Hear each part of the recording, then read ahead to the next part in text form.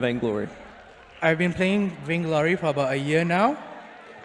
1 year, okay, so it's still relatively new. Yeah. And what is it about Vainglory that you love then? It's very unique. It's very different from any other mobile games I've played. Yeah. And your favorite hero right now? Alpha, And why is that? because of the double health. Double health is OP. All right then, it's time to find out who Nabil's prediction is. Nabil, who's going to win this next series? Team Impunity. Singapore believes in you, man.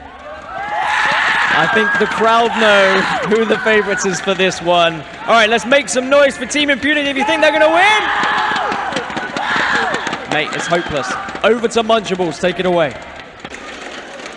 Thank you very much, Dan. The crowd in here could not be more excited for this quarterfinal. Honestly, not only do they have the crowd behind them cheering them on, there's kind of a lot of pressure on the players on stage right now. Not only if you're Team Impunity, if you're Team Kraken, the entire crowd is cheering for your opponents. That's going to be an intimidating factor. Yeah, it absolutely is. You have to be able to just clear out the knowledge of what's going to be happening in the crowd. You know they're going to be rooting for your opponents here. You just have to block that out. Thankfully, they have those noise-canceling headphones up on stage to help with that, but it is still a very intimidating environment to be in. Yeah, absolutely. And I mean, you two have actually played on stage. You've heard the crowd cheering. How much does that actually do to change your game? Does it actually affect you once you actually get on into the match?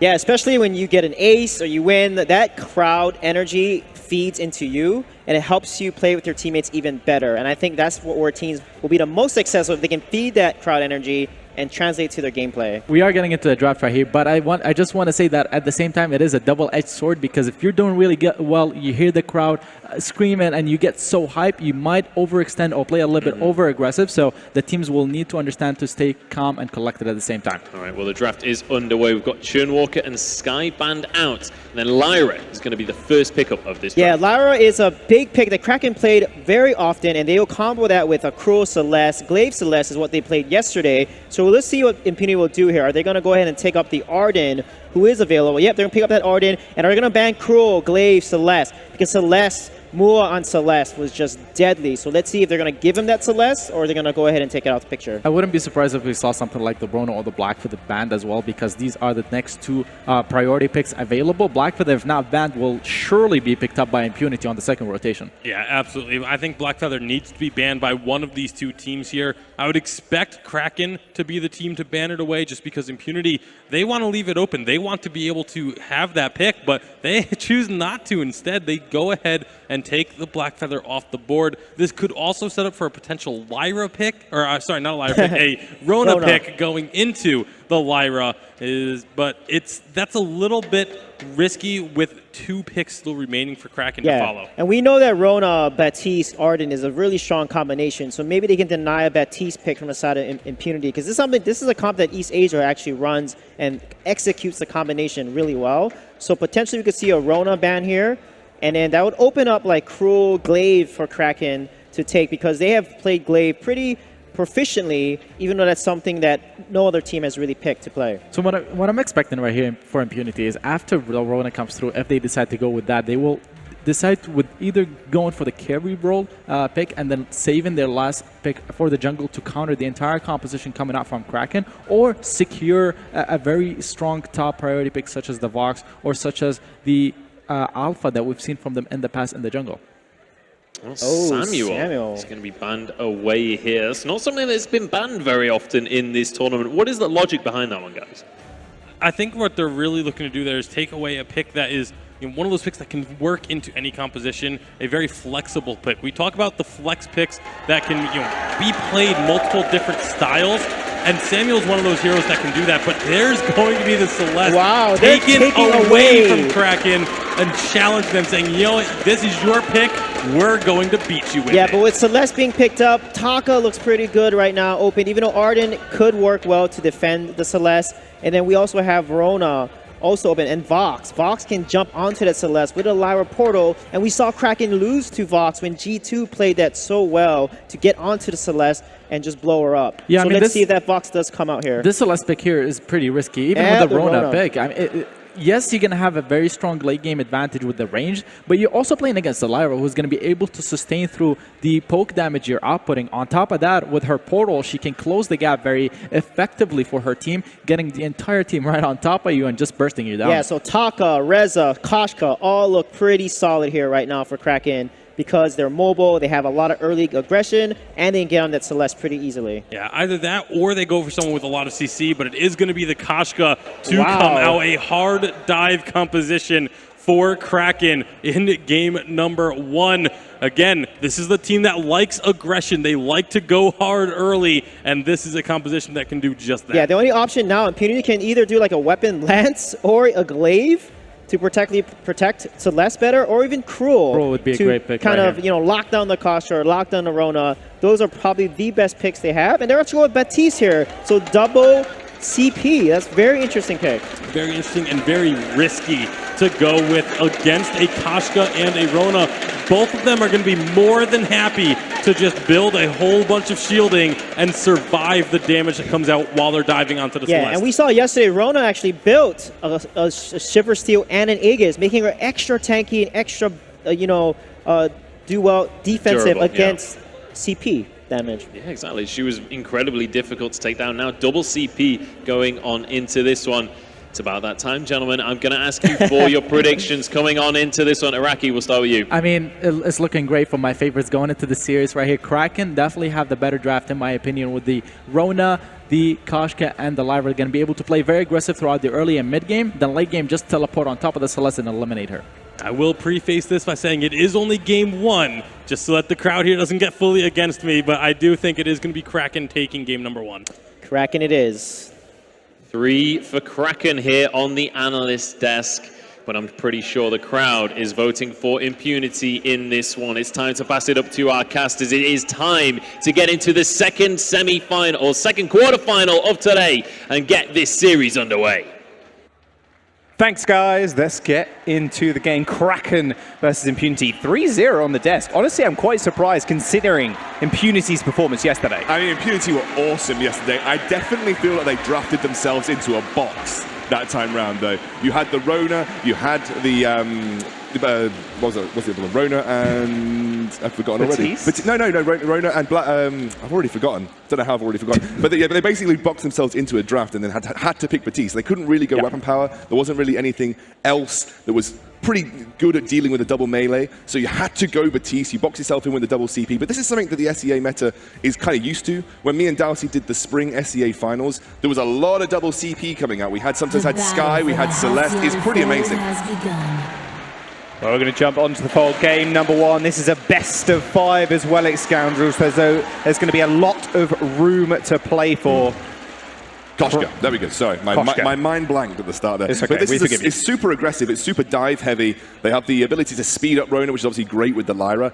But this is what I mean about boxing yourself in, though. Obviously, Baptiste is really good against Koshka in the early jungle. It's very good at turning the tides with that fearsome shade. I wouldn't be surprised to see DefQ potentially pick up a Echo. It looks like he's actually maybe going weapon power Baptiste here. I don't know whether this is for simply just early jungle clear, but you would never usually go anything other than 2 crystal bits if you're not a CP Baptiste. This could genuinely be weapon power Baptiste. Weapon power Baptiste hits like a truck, especially during his soul collection. So this could be crazy. I mean, SEA meta, my goodness. Well, Impunity, as soon as they took the Elder Treant, the crowd erupted. Team Kraken moving in, though. DefQ taking a lot of damage. Nice core collapse. Trapped in the Ordain as well. Mr. Dog is going to be able to just fire a couple of bolts DefQ's way, but won't be finding too much off of that. As soon as Impunity do anything good, the crowd just... I know, but it is the home team. You know, you have to give credit to the home team where credit is due. They did an amazing, amazing job yesterday. And they're looking to do the same here against Team Kraken. One of those teams that coming into the top core tournament were relatively unknown. These guys were almost unheard of. They hadn't really had much sort of, I guess, world screen time, if you will, so we didn't really know where their meta was going to be. They came out swinging. They were incredible in their performances.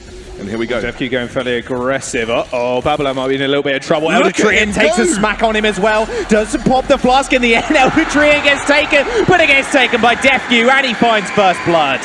Oh, a core collapse on as well. Not sure we can follow that one up with the Celeste. The more and more I think about this Weapon Power Batiste, the more and more I like it. The one thing that Weapon Power Batiste has holding him back is that it is so difficult for him to close gaps as a Weapon Power carry. Therefore, he's often exploited with having that poor range, you know, compared to these sort of range carries like Vox. This is a all-in melee composition from Team Kraken. Weapon Power Batiste doesn't need to close the gap. Team Kraken are going to do it for him, and he can smack them in the face with that super hard-hitting scythe.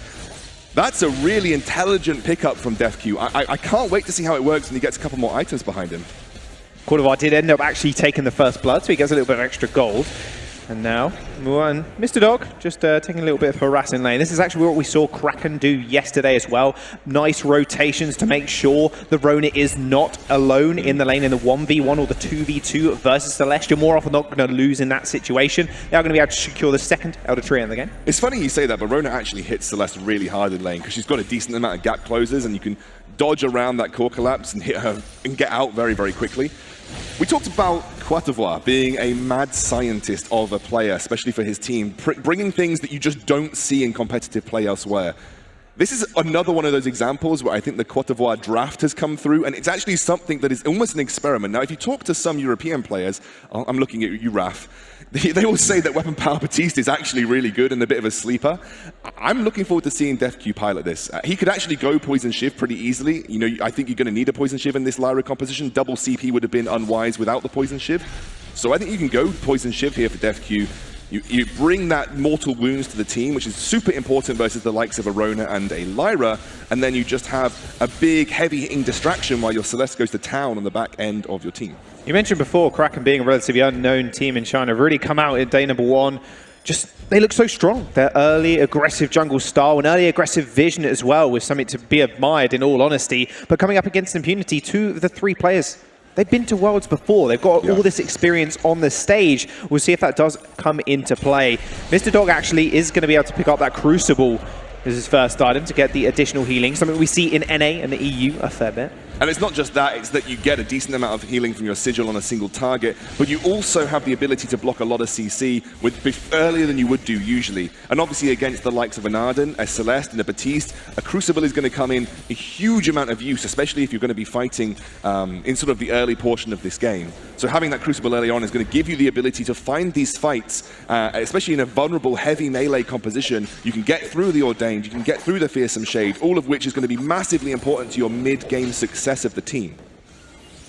Well, now Impunity, they are just going to be able to split these backs, and Quisi is going to get the back off as well. Going to pick up that reflex block, very important. But something we actually didn't see from a lot of teams that ran into the Koshka yesterday on day number 1 was picking up that early reflex block, and he's doing just that, just to make sure Babala cannot get on top of him as soon as he hits that level 6. Yeah, really intelligent stuff. I learned very early on from North Americans that if you don't have a reflex block by level 6 against the Koshka, somebody is going to die. So Quisi bringing that early, as is DefQ, like he said. Looks like he's going towards a breaking point first here, so maybe not going to go for the Poison Shiv early on. I personally would love to see that come out at some point in this build. Like I said, the healing is going to be over the top if they don't have any ways to sort of shut that down. There's the Aftershock. Power Spike here, picked up for the Koshka, so now she's hitting that level 6 also. So looking for something in the lane, be fairly imperative, but Quisi knows exactly where he is, and Quarterfinals is just going to be able to help him back off as well. And we'll see where DefQ is here. He's just actually just farming away, just making sure he can get the levels, hitting level 6 rather soon as well. Nice Ordain's actually going to find the stun on Babbler as well, just chunking away. And bad mojos aren't going to hurt, but his scythe definitely is. Nice use of the...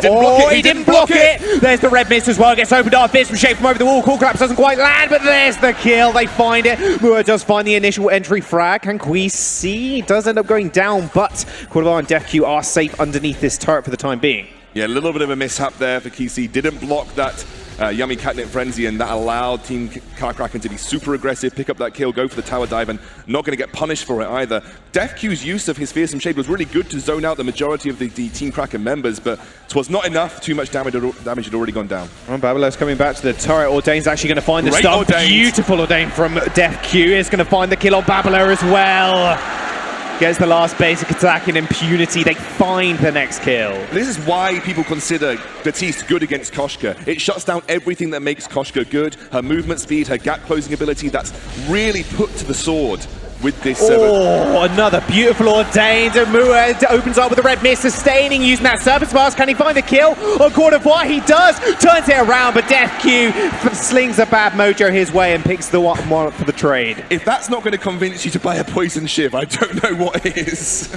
Oh, Babalo's going to go in. Yummy Candid Frenzy isn't going to get blocked. Does get stunned up. DefQ going fairly low. Core Collapse on top of himself, so doesn't mean Dog and Babalo can get any more damage off. Impunity, they do trade 1-for-1 in that engage.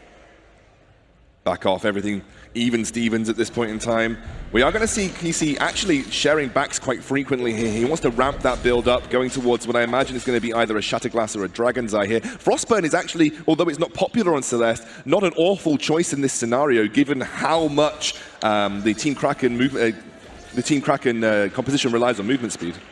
Poison Shiv now being picked up by DefQ, so this is the anti-heal that they really need against the Lyra and Rona. You saw how much damage Mu was actually putting out, and he's going to be able to put out a lot more now as he's got that breaking point. And even a Dragon's Eye now finished for Quisi. Dragon's Eye is a super powerful item, especially once you finish up the clockwork. You can hear the crowd. They are so far behind Impunity. They've done so well to get here. They had some incredible performances yesterday. This will be a win. If they take this series, they'll be putting the Southeast Asian, the Singapore home team, into a semi-final of the Vainglory World Championships. This is all after that massive boot camp that these guys had as well. Huge amount of practice going into this tournament. You can see that it has paid off. The team is playing at a level that I've just not seen them play at before. Well, they're certainly showing up right now. However, I'm looking at the state of the map so far, although they do go for an engagement. Oh, Yummy Candid Frenzy was, I think it was blocked there. Core Collapse does end up missing. The Gauntlet comes down. Also, Fearsome Shade gets completely blocked. Nice route from the EU tree, and Mr. DoxDK can't help out the rest of his team, and Mua is going to fall, but he looks to try and find the kill on Celeste. He does find the double kill at the end, but it is Mr. DoxDK with the retreat. Impunity, they find two. KC able to build those Dragon's Eye stacks, kite around his supernova explosions, and just unable to take him down at the end of the day. And all that time, DefQ hitting super hard. Let's take a look at the replay here. What's most impactful is realistically, A, the block, but also the Arden Gauntlet. They managed to actually stop the Yummy Catnip Frenzy with an Ordained, and the Arden Gauntlet stopped Rona on her initial engage, giving time for KC to reposition and play around these Heliogenesis. He hit so many impactful supernovas, and whilst they are trying to take the Celeste down, the Weapon Power Batiste is right up in the face of that composition, hitting them like a truck over and over again. This is the beauty of adding this Weapon Power Batiste here. It's something that we just doesn't see play, because again, it has very specific scenarios where it's good. Well, this happens to be one of those specific scenarios, Jaws. 5 and 3 already, Kraken. We know how aggressive they are early on, but Impunity matching that. They're very good at playing around their power spikes, and we've seen it thus far. In fact, now DefQ even picking up that breaking point, so really going to start hitting home. And I just want to touch on why breaking point is a good item for Weapon Power Batiste. You get a Weapon Power boost during your soul harvest. So when you get all of those souls and you have that small period where you have empowered basic attacks and empowered abilities, you get a Weapon Power boost. Naturally, a Poison Shiv and Breaking Point build would not stack good by itself. All Vox mains will know that. It's hard to stack a Breaking Point with this build, over a very short period of time. Batiste is not going to have that problem because he's got that Weapon Power. Passageway. Core Collapse actually lands on 2. Quisi finds out the Solar Storm as well. Gauntlet's going to lock them all in place. Mua opens up with a red mist, but gets aggroed by the turret. Mr. Dog takes so much damage, and in fact, almost might go down to a minion if he's not careful.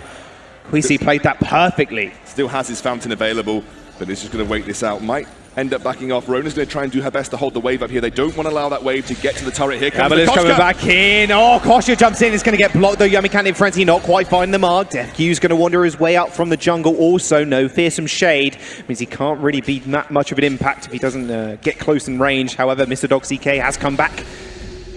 Nearly at War Treads as well for Mr. DoxDK. I love his itemization priority here. He knows that movement speed is imperative. He's got the fountain, which is also good.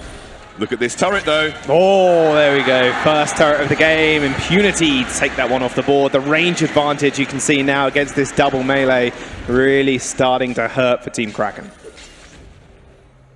They start to push this wave, and again, already the advantage is lying with Impunity. It's a close game so far, though. Only 1,000 gold separating the two teams, but the time is on Impunity's favor. You just feel that this composition is going to scale that much better. Ordain out of the fray is used. Mua and Mr. Dog should be all right. Sigils to heal him up, but Pablo was nowhere near.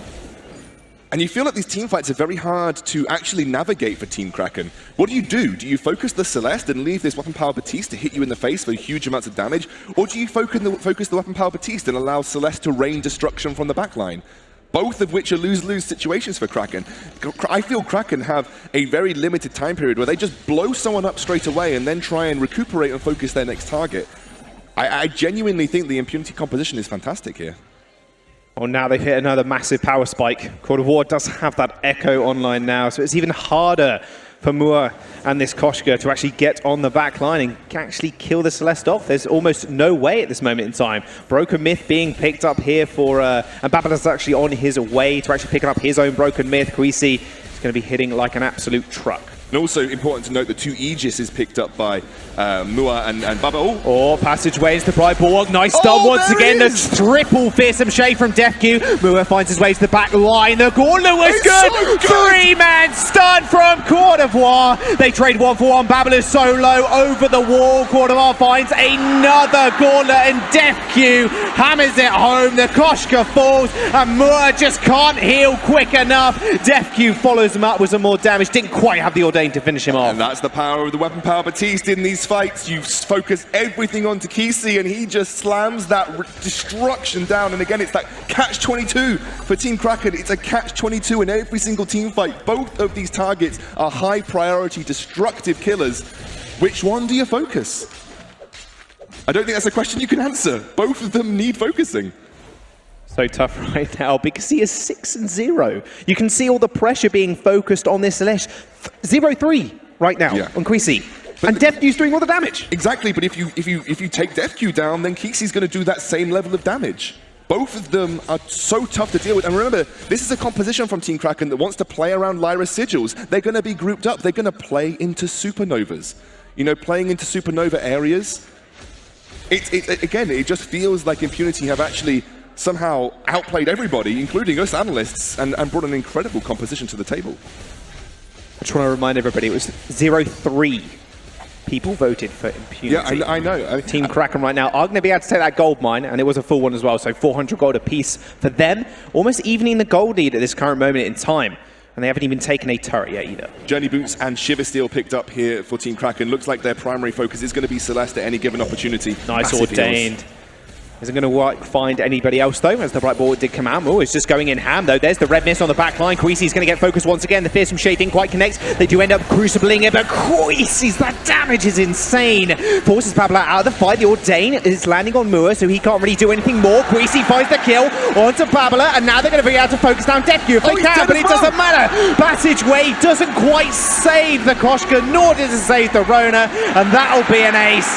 Impunity find it once again. They're going to be able to push it down the lane, and we're already 5 seconds away from the Kraken spawning as well. Oh, I hope I get a replay of that. That was unbelievable. You've got to look at Quarterfinals. I think every time he's needed to get a gauntlet that has been super impactful, he's got a gauntlet that has been super impactful. Here we go. There's the replay. Thanks, production. I love you. Moving on. So they immediately they go straight for the Celeste. Celeste is obviously the primary target for them. That was a bit of an initial engage there by Mua. He went a little bit further than his team could catch up to him, and that allowed Celeste to position in a way that allowed then the Gauntlet to separate out the teams. This Weapon Power Batiste still just destroying everybody if he's unfocused. That was a really good team fight for Kraken if everybody went in at the same time. If Koshka and Rona committed at the same time, they killed Celeste, and they potentially win the fight. Kraken gets taken by Impunity, uncontested. They're going to start to push down this lane. Impunity, what a performance at Worlds so far. Really the home field advantage coming in. They did take the turret as well, so it's only this choke point one now that they need to secure. And here comes the range advantage. You can even hear the crowd. They're fully behind Impunity, as you can expect. Turret is going to get taken rather readily. DefQ just slinging out a couple of bad mojos and a couple of Ordains. The base has been broken. The passageway into the portal. The fearsome shade gets blocked. They're trying to find the kill onto Kwesi's yet again. The Koshka ultimate does land. Yummy Frenzy finds the kill. Ordain can't quite... Well, actually secures Babala, in fact. And Mr. Dog CK trying to take out DefQ. It's a 2v1. He finds another 20 breaking point stacks. Manages to trade another kill through, but the Kraken is still destroying their base. They're going to lose 2 turrets for this one, but they do manage to find the ace. I mean, unbelievable focus from Team Kraken. Both of them went for the same target, but Quarterfinals gauntlets Quarterfinals gauntlets are just so good today. And let's look at how Team Kraken won that, though, because it is important to note that whilst obviously Impunity are having an unbelievable performance, a great draft, Team Kraken still have the tools to win this game. Team Kraken can still find that perfect engage, and that was almost that perfect engage. Both focuses onto Kisi straight away. Both focuses onto him. He didn't have a chance to use his reflex block for the yummy catnip frenzy. He might have been able to survive if he had. That might be on him. But both Koshka and Rona jump onto the Celeste straight away. There's too much damage for them to deal with. Even the Arden Vanguard is not enough to keep her alive. That's what Team Kraken need to do over and over again in these fights to give themselves a fighting chance. Oh, there's the passageway. Wartrodes is going to get popped as well. They're going to go straight onto Creases, or at least try to. Nice core collapse. Actually stuns up Koshka in the first couple of moments. Def Q going fairly low, but nice Fearsome Shade to actually disengage from Kraken. Yeah, they just used the Crucible. They knew that Fearsome Shade was going to be a great disengage. That's one of the reasons that Batiste is good into these styles of compositions. Here's another engage. Oh, there's the into the fray straight onto Creases. Does get the Vanguard for the movement speed boost. Babala just focusing on this turret, but the Ordained locks him in place. Right, Bulwark as well is going to stop the snare. Core collapse ends up missing, but he's so low. Solar Storm comes through. Doesn't quite hit Babala to finish him off, but Mr. Dog CK ends up running away regardless. There comes the... is that going to be a double Gordon? No, it is not for the time being. Another core collapse does land on Babala. He jumps straight back in. He's going to sacrifice himself. Def Q picks up his 9th kill, and Impunity still just pushing forward, finding kill after kill. Def Q's going to go in. We're not done. Oh, Mu has to be able to turn this one around to 1v3 situation. Can he be the player Kraken needs? Core collapse finishes off Mr. Dog, and he's just trying to kill off Creasy, but he hasn't got enough damage. He uses into the fray to get a bit of distance, but Def Q and Creasy should just be able to finish him off. Heliogenesis up to Heliogenesis. Ordained, and a basic attack will get the kill, and Impunity might just end it right here, right now. This should be the first game going over to Impunity. They're going to push up. They're going to make it doubly sure as they push those minions with them. They can just tank this turret, but they want to make sure that this is going to be a secured victory for them. Koshka has respawned. It is up to Babala. Babala 1v3. Impunity just take this first turret down. They're going to focus the crystal. No hope for Kraken right now. It's going to fall, and Impunity will start the series off with a win. I think there will be many hats getting eaten at the desk today, because that was an unbelievable performance from Impunity. The drafting, we all thought it was going to be a double CP. We thought they'd box themselves into this corner, but we forget that Weapon Power Batiste is a thing. Our closed minds forget that Weapon Power Batiste is a thing, and how well Weapon Power Batiste works into a heavy dive melee composition. The major reason that Batiste isn't picked Weapon Power is because when you have ranged carries in the lane, he's not like other Weapon Power bruisers. He has no gap closing apart from his sprint. But when you have them come to you, they do the work for you. That's when Weapon Power Batiste is good. Can't wait to go down to the desk. I'm not going to lie to you. Not can I. 3 predictions false. Oh yes. We're going to throw it over to the desk though. Munch, you guys can break it down. Well, we have it there. Singapore taking the first game in this quarter final with a Weapon Power Batiste, no less, stealing away the Celeste pick, the bold pickup from them, making it work absolute wonders. Guys, what did we just witness? Because Weapon Power Batiste, that doesn't come out every day of the week. Oh my god, I absolutely love it. First, it's good against Koshka, and the Shiv and the breaking point, when he gets empowered, it lasts for 4 seconds. It gives him 35% extra basic attack damage. So you see him getting 10 breaking point stacks so fast. I mean, it was an amazing draft, and this is what I mean by you break the meta, you counter it, and Impunity definitely did that today. They also needed it so that they can protect the Celeste a lot better with those Fearsome Shades, and they worked so beautifully in those team fights. Every single time Kraken would try to dive in to focus the Celeste, Fearsome Shade would come out and they would just fear them away, and they would have to reset the team fight. So it worked out beautifully, and instead of having it play double CP, which they would have gotten countered with the shielding very easily, they go with the Weapon Power Batiste. Yeah, unbelievable, almost speechless to watch that game and see this pick come out and work the way that it did. Solo queue is going to be an interesting place for the next couple of weeks, I got to say, but it was so well played by Impunity to take down and counter the aggression that Kraken was going to bring to the table. And they did. They brought that aggression very heavily early on, but Impunity was ready and able to answer at seemingly every turn. Absolutely. And now we have to wonder, what on earth did Kraken change going into this next draft? Because if you lose game one to things like weapon power Batiste, how do you draft around things like that? Because we said that Impunity were flexible going into game one. I didn't realize they were this flexible. Yeah, they had really solid decisive engages. However, they need to counter the counter engage, which is when Lyra portaled in and they all went through the portal, they constantly got stunned by Celeste's core collapse. And the only fight that they won was when they crucibled the core collapse and with the Lyra portal, and they blocked the Batiste ultimate as well. So I feel like Kraken, they need to think about what the enemy team is going to do to counter their engage and make sure they counter that counter. Yeah, it's going to be very difficult, though, because you have to prepare for so many different things.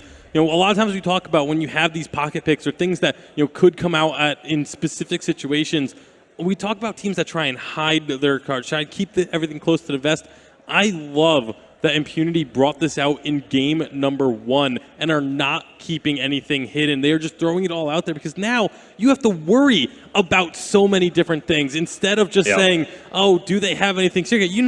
They have numerous things that they could pull out against us, and it just gets into your opponent's heads so effectively. The only thing I will say to play devil's advocate is how much have Impunity already shown? How much do they have in the tank available still to bring out in this stage? We are on into the draft. Blackfeather, first ban of this one. Churnwalker will most likely be banned here, which gives Lyra over to Impunity. So let's see if Kraken may just keep both open so that each of them gets a Churnwalker or a Lyra here.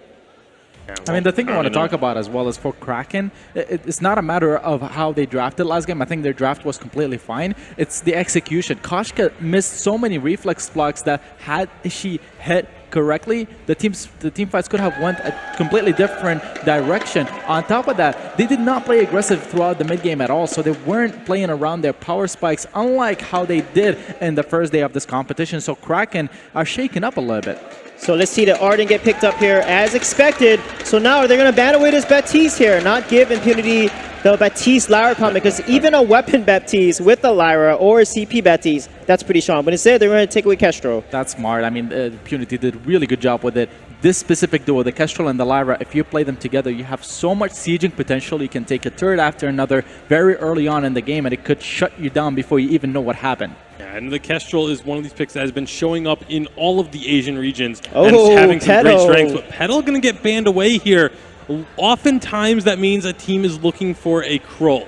But this is Impunity, and I'm wondering if they're just trying to bait that out of Kraken now. Say Kraken, usually when you see the Petal ban, the opposing team says, okay, we're going to grab the Kroll so that they don't get it. So I'm wondering if Impunity is just trying to bait that pick out of Kraken right here.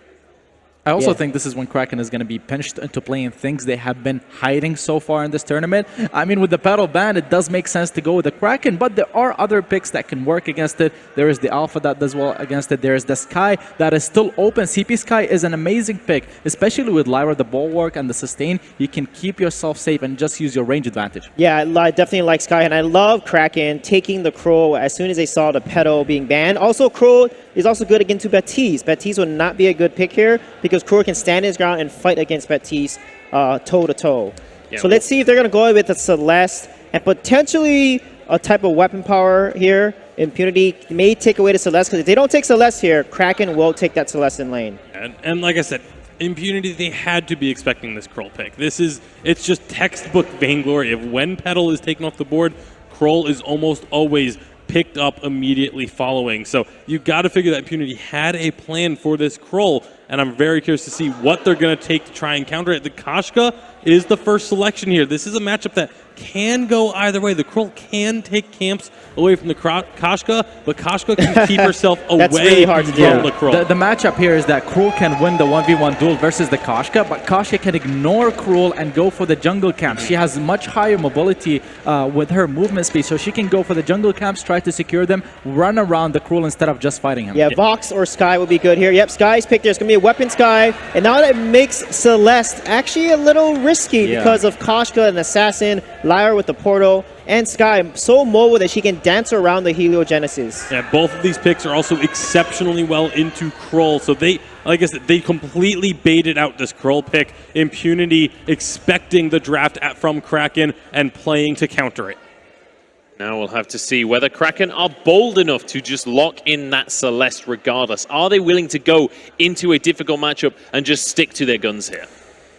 I mean, what's so amazing for Impunity here is that in this draft, they have in the much stronger early game aggressive composition. We talked about how both of these teams are going to be looking to play aggressive. Impunity is coming out with a clear advantage in that regard, so much better draft for them especially. Kraken has history. They do play some Saw, so Saw could potentially come out here and they can just win and just push the lane hard early with a Crow and an Ardent supporting him. So that could be a pick here because they're out of options. They could do a Vox and do double weapon power as well, but Vox into a Koshka and a Sky is going to be really rough because they can just get onto him as given how mobile they are. I feel like that mobility is also a reason why they should not go for a Saw pick here because the mobility will just be countering it out. Saw will be stuck in place while Sky and Koshka just dance around him. Oh, they are just going to go with the Celeste. Wow. You know, when things get risky or things get iffy, just go with what you know, and that is what Kraken is doing here with the Celeste pick.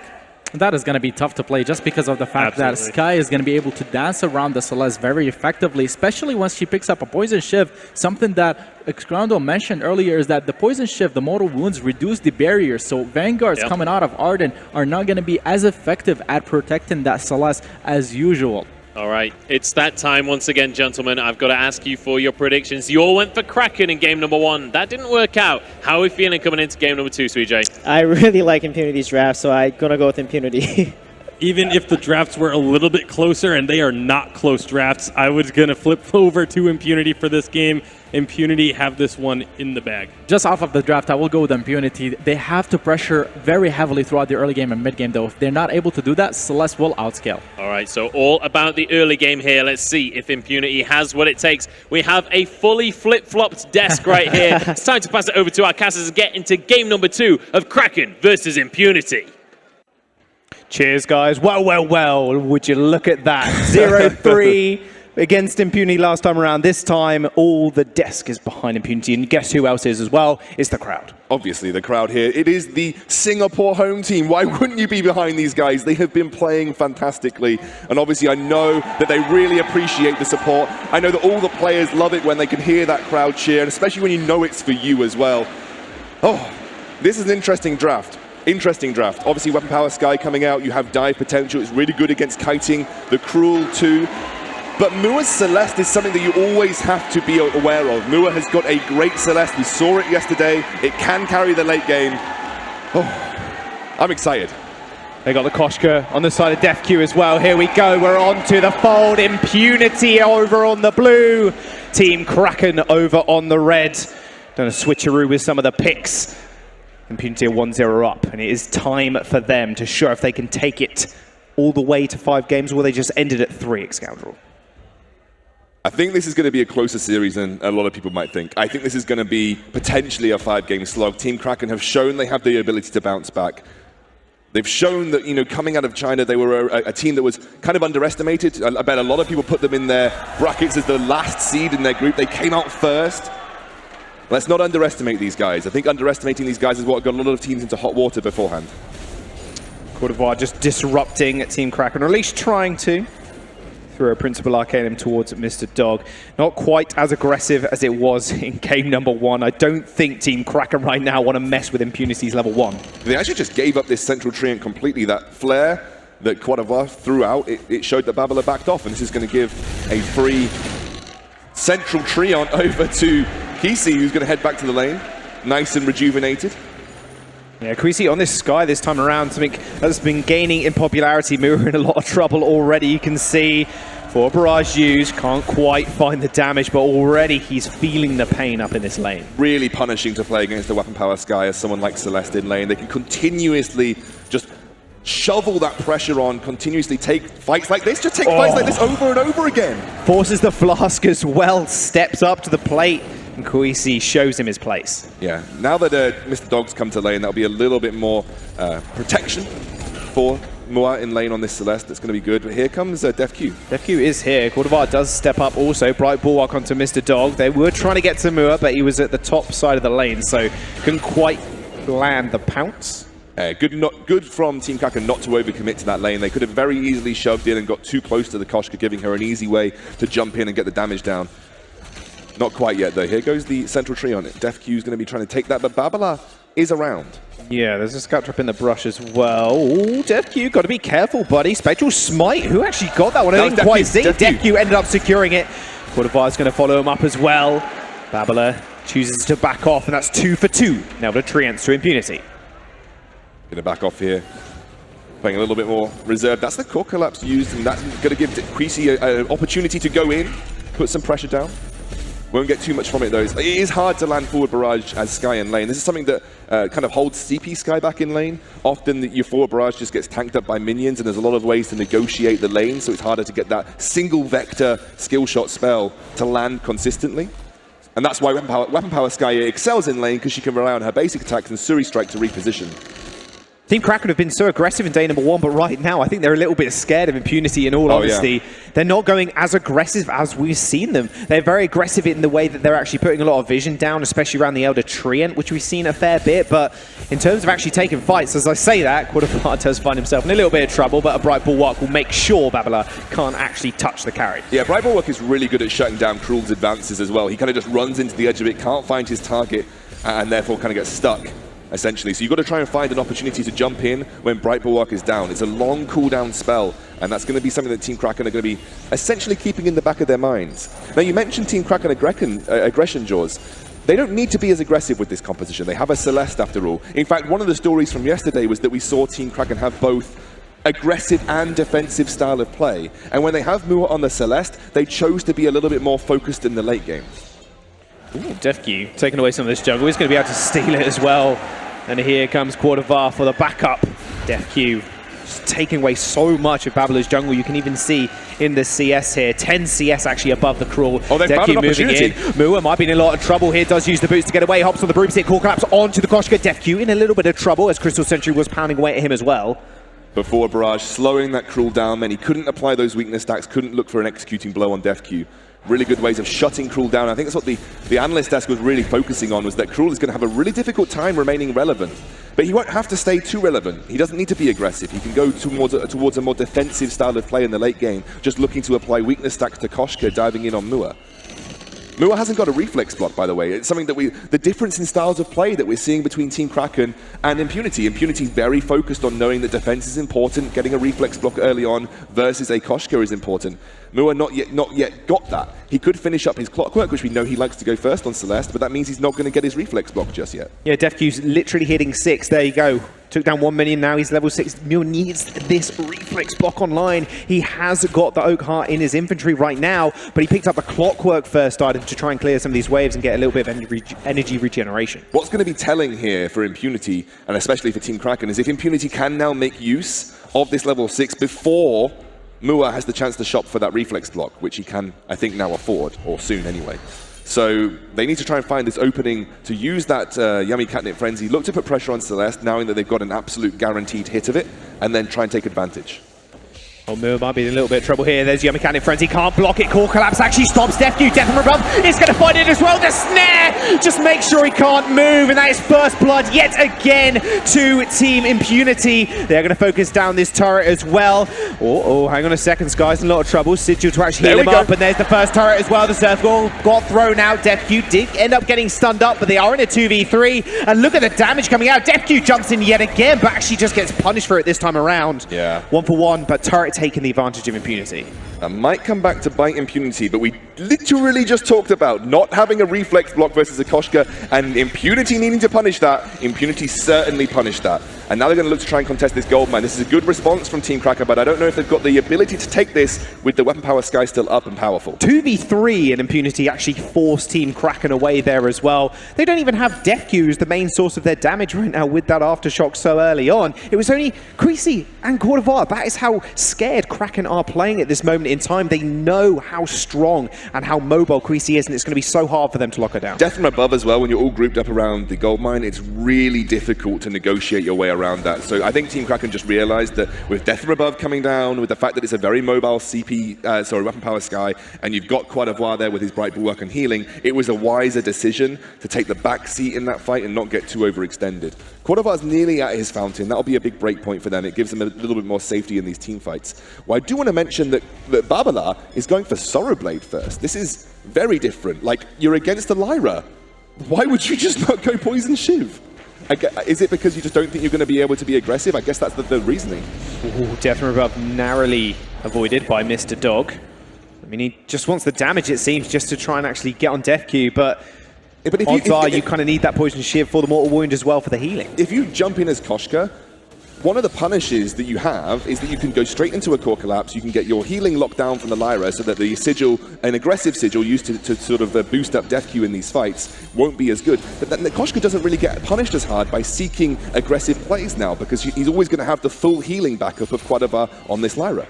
Look how aggressive Impunity are playing straight up in the front line, even pushing them in now. Babala just taking away some of his jungle, but Impunity have pushed this wave all the way up to the turret as well, and Creasy is going to make meme work of it if Team Kraken are not careful. They also have all their cooldowns available to them as well, so again, something to be kind of scared of. Mr. Dog does have Gauntlet though, so something to keep in mind if you're Team Impunity right now. That is something you'll have to be very afraid of if you are Sky specifically. Oh, that Gauntlet's going to come down as well. It's going to trap Death Queue. Sigil there for the heal. Jump straight on the back line, trying to take out Mua. Core collapse in now, missing Solar Storm as well. Went a little bit wide. Yomi Cannon Frenzy gets blocked, but they're still going to be able to focus Mua. Creasy trying to find the last hit, but the Heliogenesis actually just finishes off Death Queue in the end. Creasy fairly low. Passageway into the Bright Bulwark. Bright Bulwark not even available.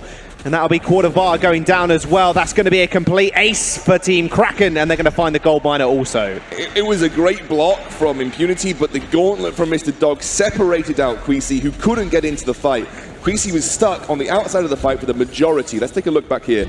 Again, not blocked in it, but Queasy couldn't actually get in to deal much damage in the fight. You see, he spends most of it on the outside. Therefore, it was just up to Death Queue and up to Quadavar. They didn't have the damage necessary, especially now that Mua has got a huge amount of items behind him. He's already hitting almost a 3-item spike. It wasn't enough consistent team fighting. It was just a great gauntlet, separating out the Impunity team, and everybody fighting in that clumped up area was really good for Babala because he could make great use of that Sora Blade as well. Yeah, and Eve of Harvest as well. That's what I was about to mention. So much healing coming out from Mua on that Eve of Harvest. Yeah, even after that ace, there's a 2,000 gold lead for Team Kraken right now. The crowd is fully behind Team Impunity still. Yeah. I mean, realistically, as soon as I say Impunity, the crowd just goes up and up and up and up and up. Well, they know that if Impunity win World Finals, Playoff Beard gets his beard shaved on stage. It's exactly why they need to win. On stage as well. I think he's crossing his fingers right now, I'm not going to lie. No, I think Playoff Beard wants his beard shaved. Everybody wants Impunity in the finals. Singapore wants Impunity to win the World Championships, and they are definitely showing that they've got what it takes to do so.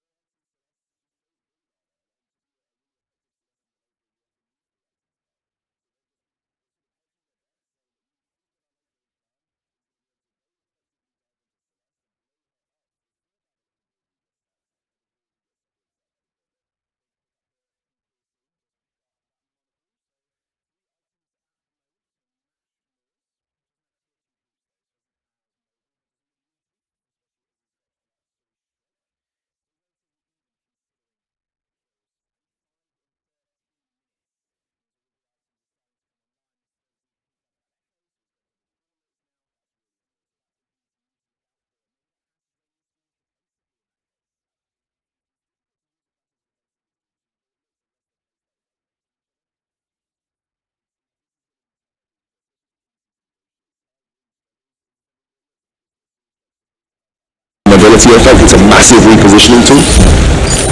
So I think if anything, they have to kind of jump in, use the bright bulwark to stop the gauntlet getting cast over the Celeste and then try and dive her. They have to do something rather quickly. That turret is just falling so low just through those heliogenesis. Is he taking a little bit of chip damage as well, so we have to be careful. DefQ is kind of struggling to find his way in right now. Like you mentioned, it's quite hard, especially when you know they have the double gauntlet opportunity. They misstep. They will end up falling. Look at that damage coming out from Moore. 675 damage just by one. Oh, there's the next one though. No, double gauntlet. There we go. There's the surfboard. Does get blocked. Impunity on the other side of the fight. Still have that turret to hide behind as well. KC actually just walks into the gauntlet to get stunned up, but doesn't matter because Impunity, that was close. It's all about, guys. It's all about. They just wanted to get the turret. Nice step from Ruff. Stuns too, but they still lose the turret in the meantime. In fact, KC did actually have to back off. Same with DefQ. They had to get a little bit more HP, so they lose the turret, but that big cooldown of that Echo is down for Dog now.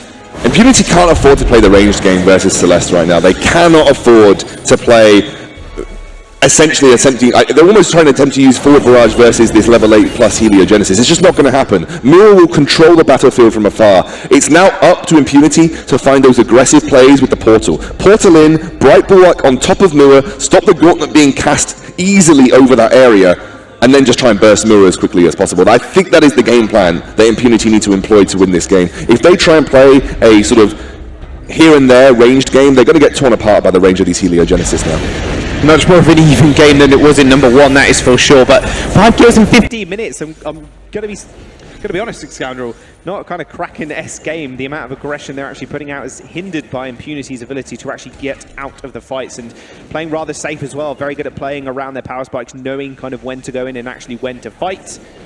No gauntlet. Core Collapse, yeah. Core Collapse was actually used as well, so that could be the time to actually go in. Queasy's moving forward. Nice block on the surfboard. Or Yummy Cannon Frenzy gets blocked as well, but it doesn't matter. Queasy is going to get jumped on. Moore going very low. The first gauntlet gets laid down, but he can't lay it down a second one as the Echo is offline. Queasy just duck dip diving and dodging around the fight. Moore is still alive. Vanguard helps him out, makes sure he is alive for the entirety of the engagement. Passageway used defensively there by Quarterfinals, but he should just go down as well. Kraken find the ace, and that is a triple kill for Babala. The healing that Mua got from Eve of Harvest, maybe this is where Kesey has to look back and say, Poison Shiv might have been the better choice. They don't have the burst necessary. With only 1 turret's monocle, they need at least the second if they want to employ that kind of game strategy. Without it, if they wanted to just play a 3-item weapon power Sky, Poison Shiv needs to be the way to go. Mua got taken low so many times, but everybody knows what kind of damage a Celeste can do and what kind of healing she can get, especially if she hits her Solar Storm across multiple members. Let's take a look at that again. It was very disjointed from Impunity. I felt like you really needed to get that Bright Bulwark on top of the Celeste to stop that Gauntlet getting cast easily, to stop the Vanguard going into her. The problem was the Vanguard was, or the Bright Bulwark was mainly used to kind of stop the aggression of the Cruel. The perfect fight for me would be getting on top of the Celeste, and in Bright Bulwarking her, you stop the Vanguard onto her, you stop her movement speed coming out easily, you stop a Gauntlet being put into good places. But even with that ability to dive onto the Celeste, just the burst damage isn't quite there from Impunity right now. And therefore, if you think about it that way, maybe the Poison Shiv was just like the better choice. Kraken are 2 turrets. There are 2 turrets in the way of Kraken right now and securing this game. Making sure the analysts stay wrong on the desk as well. They're going to go for the engagement there. The first gauntlet comes in, doesn't quite stun anybody just yet, but look at the positioning coming out from Team Kraken, just buying time for the Kraken to actually knock down Impunity's base. They haven't really touched it at all. There's the Mechanic Frenzy on the back line. Core Collapse does end up missing as well. War Treads is going to get popped. Solar Storm onto 2 people, but Mura is still alive in the fight, just fending off DefQ. And now Impunity have to turn around and deal with this. Kraken is 2/3 HP, Scoundrel, and they're ignoring it completely. Babylon's going to focus the turret as well. Down it goes, and there goes the crystal as well. If they're not careful, Babylon ends up falling down at 2. Creasy, can they find the kill onto Dog? Can they stay in this game? An ace for Impunity, but can they kill the Kraken quick enough? One more hit will do it. Kraken winds up, swings his fists. One more shot. Kraken take game 2. That was literal in every sense of the word, Jaws. Kraken take game 2 and Kraken win game 2. The Kraken did it for them also. I think Impunity, they had the right idea behind the composition to deal with the Celeste. Absolutely. You know, you can dive the Celeste quite easily with a Koshka and a Weapon Power Sky. The problem was that if you go down that build of the Tyrant's Monocle, I think you need 2 to make it effective. There was not that gold there for the Sky. They never got to a point where Sky had the burst damage with the double Monocle to be effective enough. And the healing from the Eve of Harvest was so easy for the Celeste to regenerate and keep herself healthy in these fights. That's about it. So that's about all you can say. Will Kraken take that game rather handily? Maybe they just needed that game to warm up into it. I mean, Impunity, they've still got a lot left in their tank. I'm sure the crowd's definitely behind them, filling that gas tank up. But we'll throw it over to the desk, and they can break down the Kraken win even more.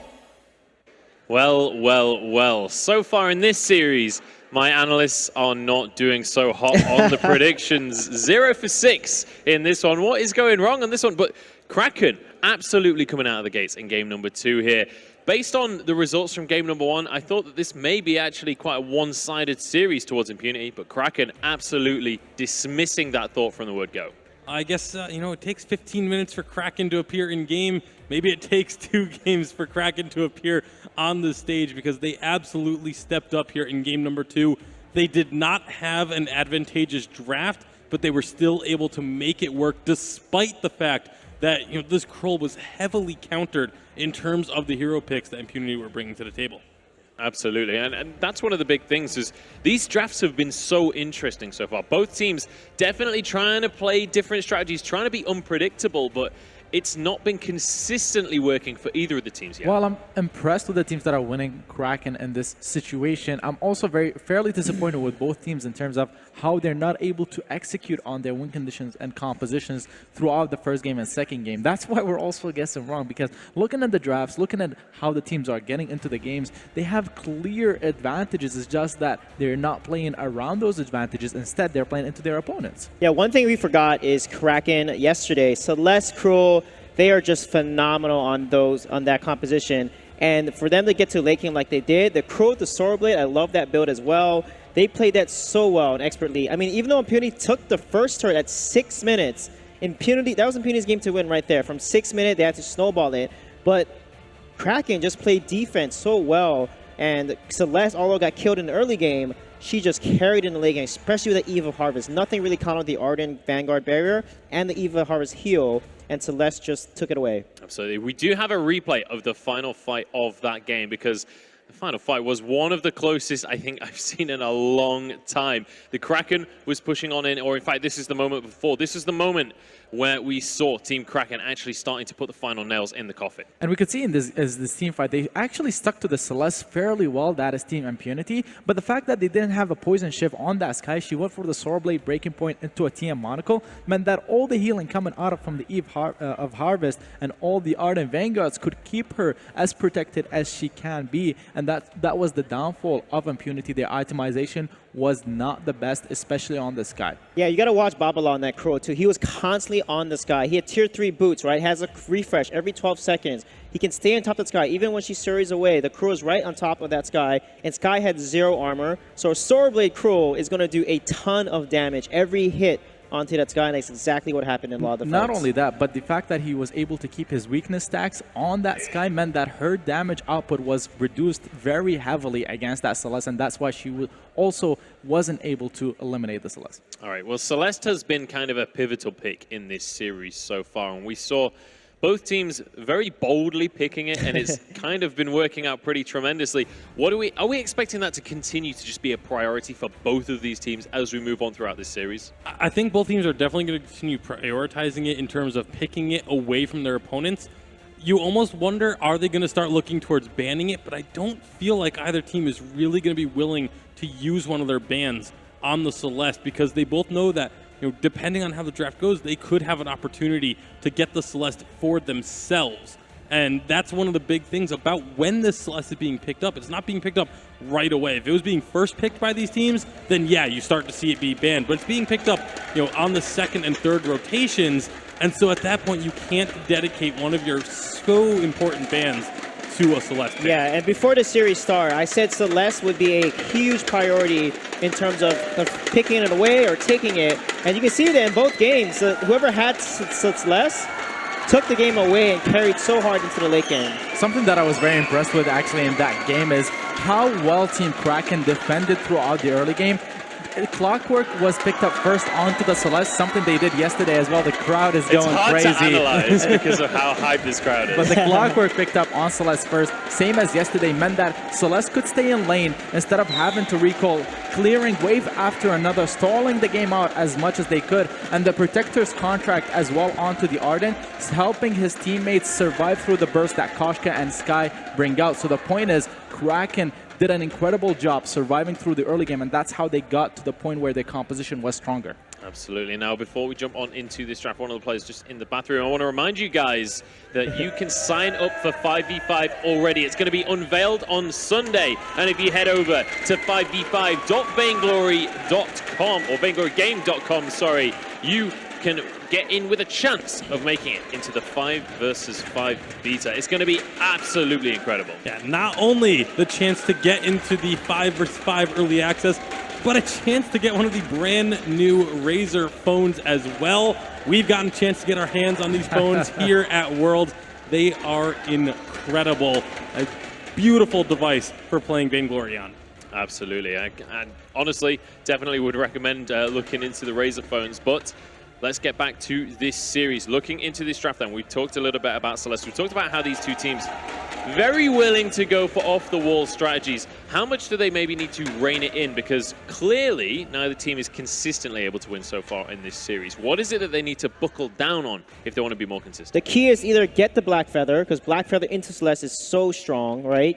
He can execute her and delete her. And if Black Feather's banned, grab the Celeste and just play around the Celeste with a Weapon Baptiste, a Cruel. There's so many options. Arden would work really well because of the 4-second barrier. Yeah. I think that's the key in this I want to matchup. touch on the Arden. The fact that Arden is being able to pick up an Echo and have those two gauntlets, you really cannot underestimate how big of a factor that plays in teamfights. I mean, there is a reason why you can't do that anymore in Vainglory in future updates. But right now, we're playing on 2.10, so Arden is still a very, very strong pick that needs to be respected even more.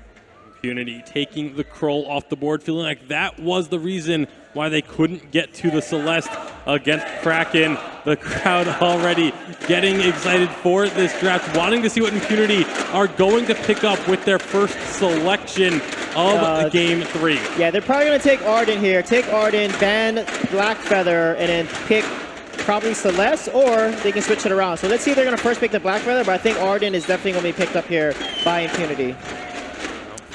Arden definitely has been another one of the priority picks, but it is the Black Feather. So now Celeste is out the picture. Well, not she's necessarily. Not out of the picture. You can combine it with her. Exactly. They can run the Black Feather with the Celeste, so now Kraken has to consider banning away the Celeste because they should not be thinking about picking it any longer. This is a meta that we saw a lot of back in 2.9 over in Europe. It was the draft. You get a Black Feather, you force your opponents to ban away the Celeste, and if they don't, you pick her up with the Black Feather. You play around the long range advantage and how Black Feather can dive in on the backline carry if Celeste gets into trouble on your end of the backline. Well, we'll have to see. Impunity using a lot of the time actually just going to ban that Celeste away. That's very strange. Feather, yeah, I don't get this ban at all because they have the Black Feather. Unless they are already planning on running this as a Crystal Black Feather, there's no reason for them to ban away the Celeste there. Yeah, I mean, I could see why it makes sense because Weapon Black Feather, although good late game, he's extremely weak early game. And if it's a Lyra and if they get Koshka, they're going to just run over the jungle with the Weapon Black Feather. So I can see why the Celeste is being banned because they don't want to force themselves into a Celeste Black Feather jungle because that's extremely, extremely weak early game, and Lyra will just completely counter that. So Kraken right now will have to consider banning the Arden because that's the next priority captain hero left for Impunity. If they don't ban it, I do expect Impunity to try and secure it, especially so that they can save their last pick for a counter. I don't know if you do go for the Arden ban because Grace is still available with the Black Feather, and so they won't mind if Arden gets banned away. Obviously, yes, if you leave it open, it's still a very high priority pick, but having two of them there means that you need to go somewhere else. I like the Sky pick, or the Sky ban much better than trying to ban away a captain. Don't forget that Fortress has always been a good pick into a Lyra because of his mortar wounds, his bleed. So we can see a Fortress being the last pick here potentially, or even picked up here if they want. But Rona will be a solid pick here. Rona, Black Feather is the dual comp that is just so good at locking down carries with a CP Blackfeather and Weapon Rona, and then you ended with a Fortress, which is actually the same comp that Kraken ran yesterday and beat their opponents, G2, very well. I still expect an Arden pick here, Impunity, so that they can save the last pick for a counter one. I mean, they did run, but we saw the Fortress as well being played, but it is going to be the Arden. Like I was saying, at this point, their draft is still very flexible. They're leaving Kraken questioning and asking, is this Blackfeather going to go to lane? Is it going to go to the jungle? Right. And they have to guess. And that's one of the biggest strengths that you can have in a draft on B side especially, is that question of where exactly is their composition going to go. There is not really an answer that Kraken can have. They have to try and guess at where they think Impunity is going to run, but Impunity can just answer what they do. What looks good for Kraken is Rona Baptiste. It will be pretty good here because they just need to lock down whatever carry that they decide to pick. It could be a Vox or whatever else in lane once a Rona is picked up here. And Kraken is playing Rona very efficiently. So with this being open now, they could either go with Baptiste or Reza, but I think Baptiste or Salmon would make the most sense here. Alpha would be perfect right here. It's a composition we saw a lot of back in 2.9, as I was saying. Rona, Alpha, and the Lyra, but Petal instead. I mean, that's a very strong hero that plays against the Blackfeather if he is weapon power, and even if he isn't, it synergizes well with Rona, because when she goes in, you follow up with the damage and the ultimate from Petal that deals damage at the same time as heals your front line. Yeah, this is just going to be keeping this Rona alive for so long. You know, back before Poison Shiv was a thing, we saw so many double heal compositions with Rona.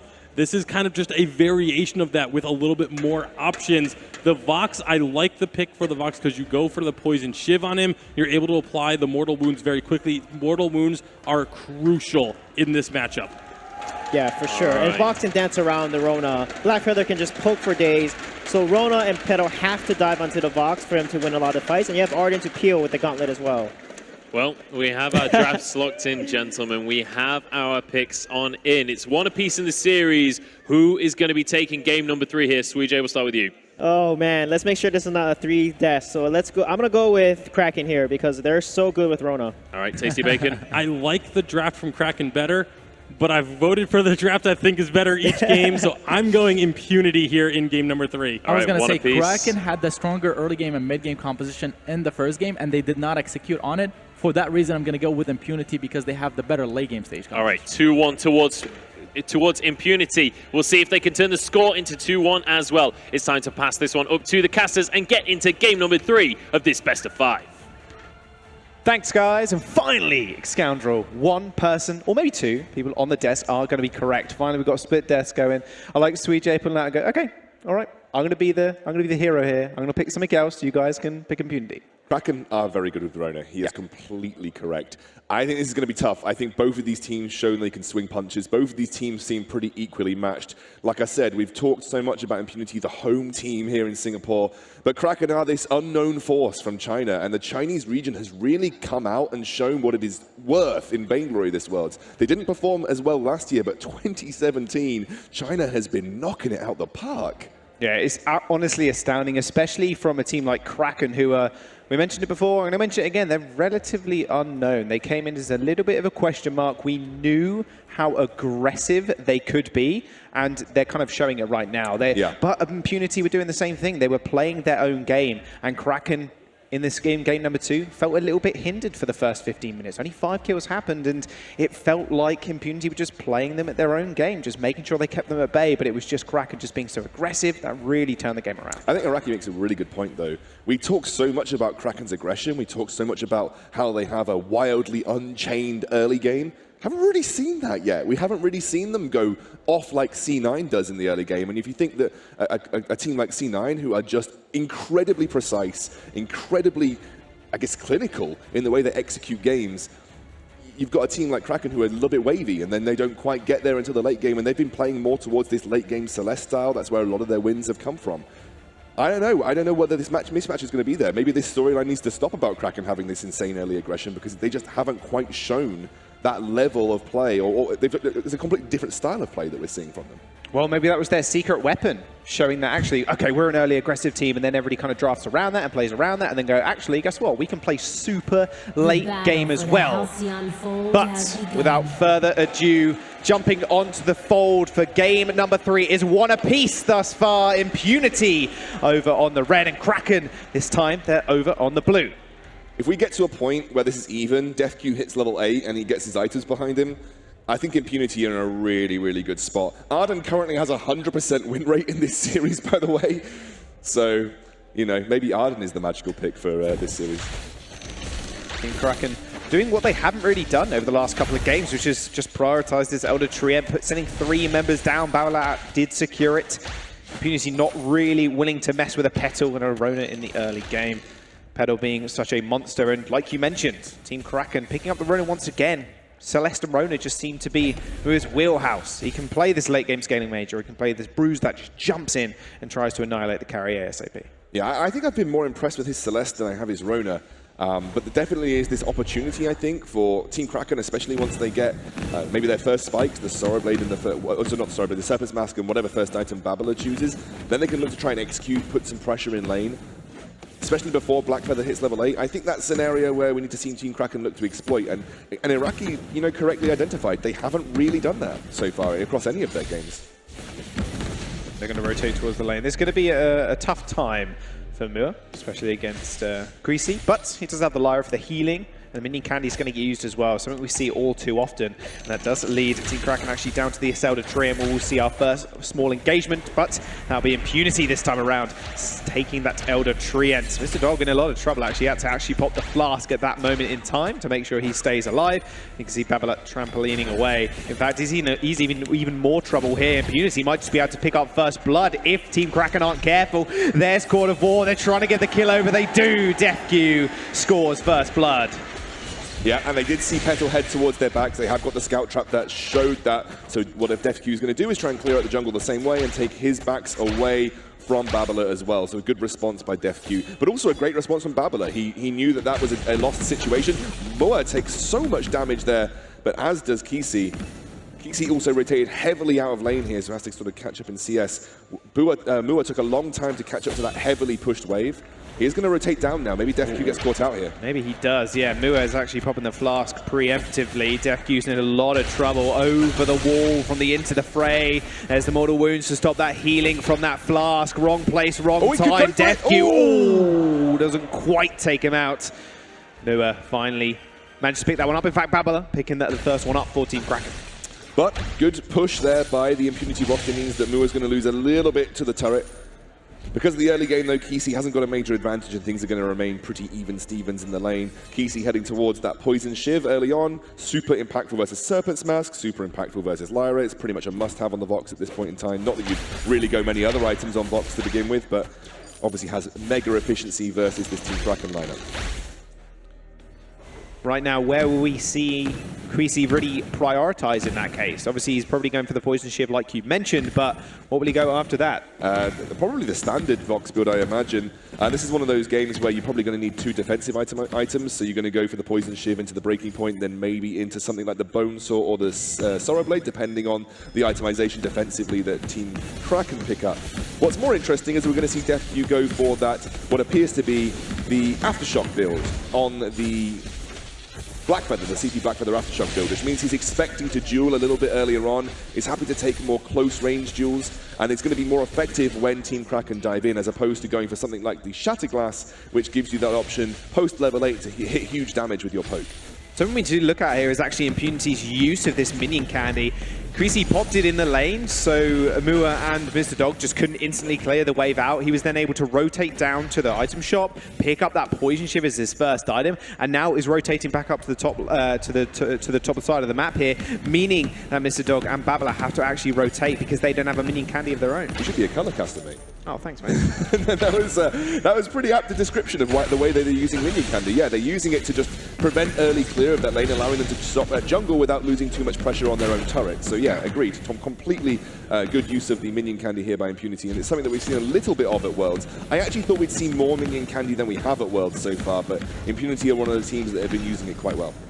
Maybe that's the key to the success, especially in this early game laning phase. Creasy now putting a lot of damage down to that turret, but you've got to be careful.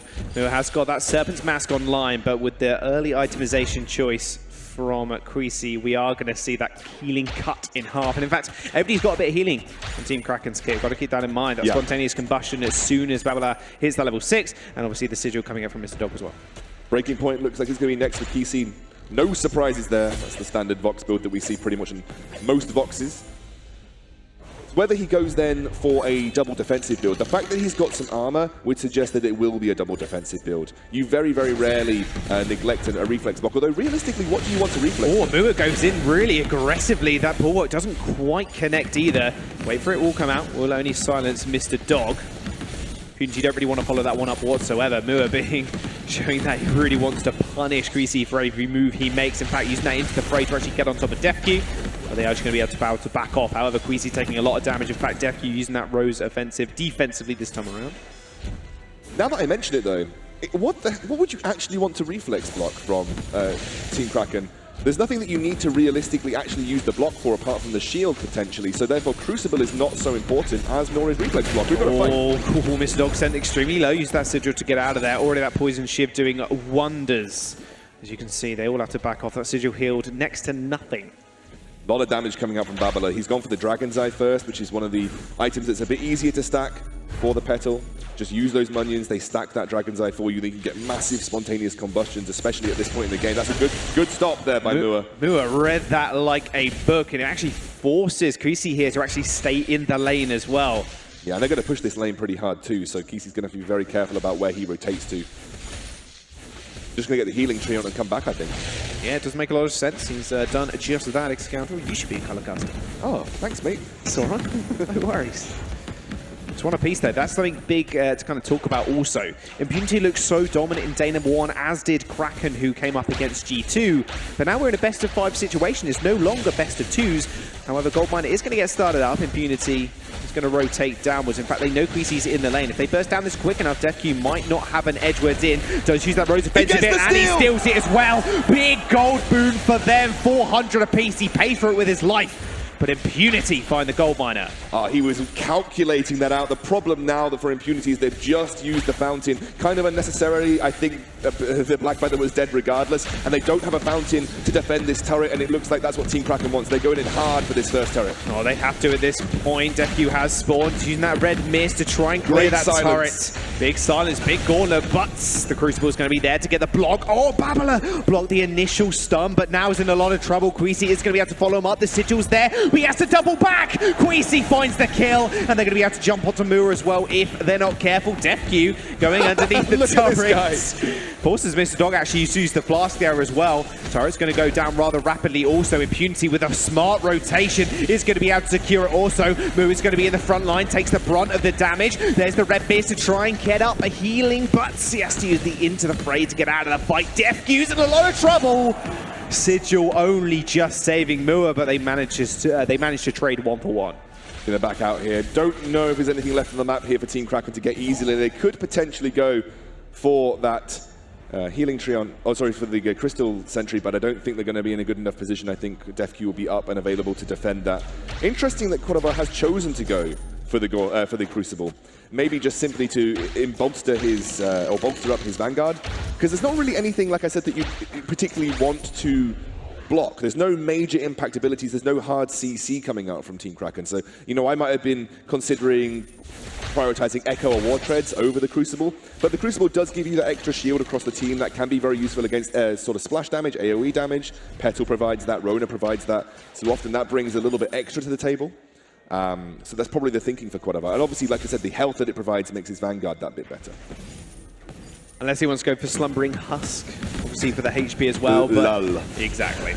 Passageway into the Bright Bulwark. Mr. Dog does go for the entry. Look at the damage onto Creasy. He's still alive for the time being, but the Red Mist does find him. And in fact, Spontaneous Combustion finishes him off. DefQ now trying to fight 1v3, but a double kill for Babala will find himself winning the team fight. And now be Team Kraken now rotating towards the gold miner. Wow, super aggressive from Team Kraken, instantaneously bursting out Kesey.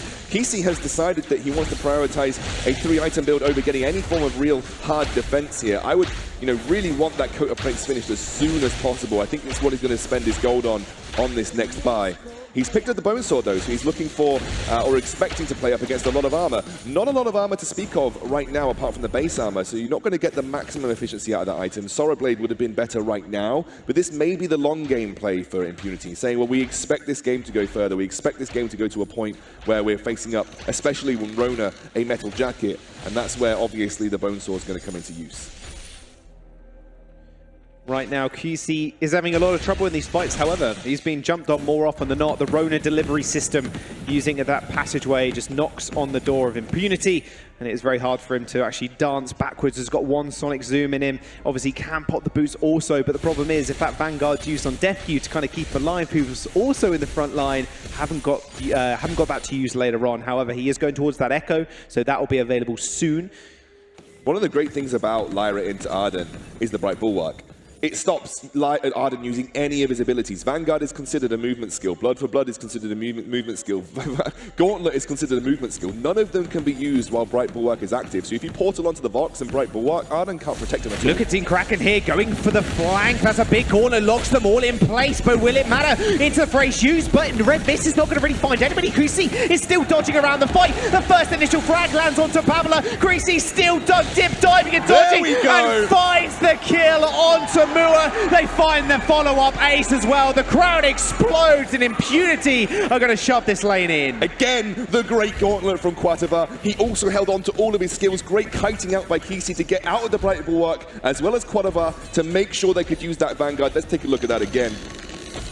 Initially, this is the idea that they want every single time, but the gauntlet stopped the Bright Bulwark having the effect, so I think that meant that Quarterfinals could actually get in and use that Vanguard. He then obviously great timing of the Fountain, great gauntlet to stop that engage from the Rona. Rona got stuck in her place, allowing Kisi to reposition and start that kiting process.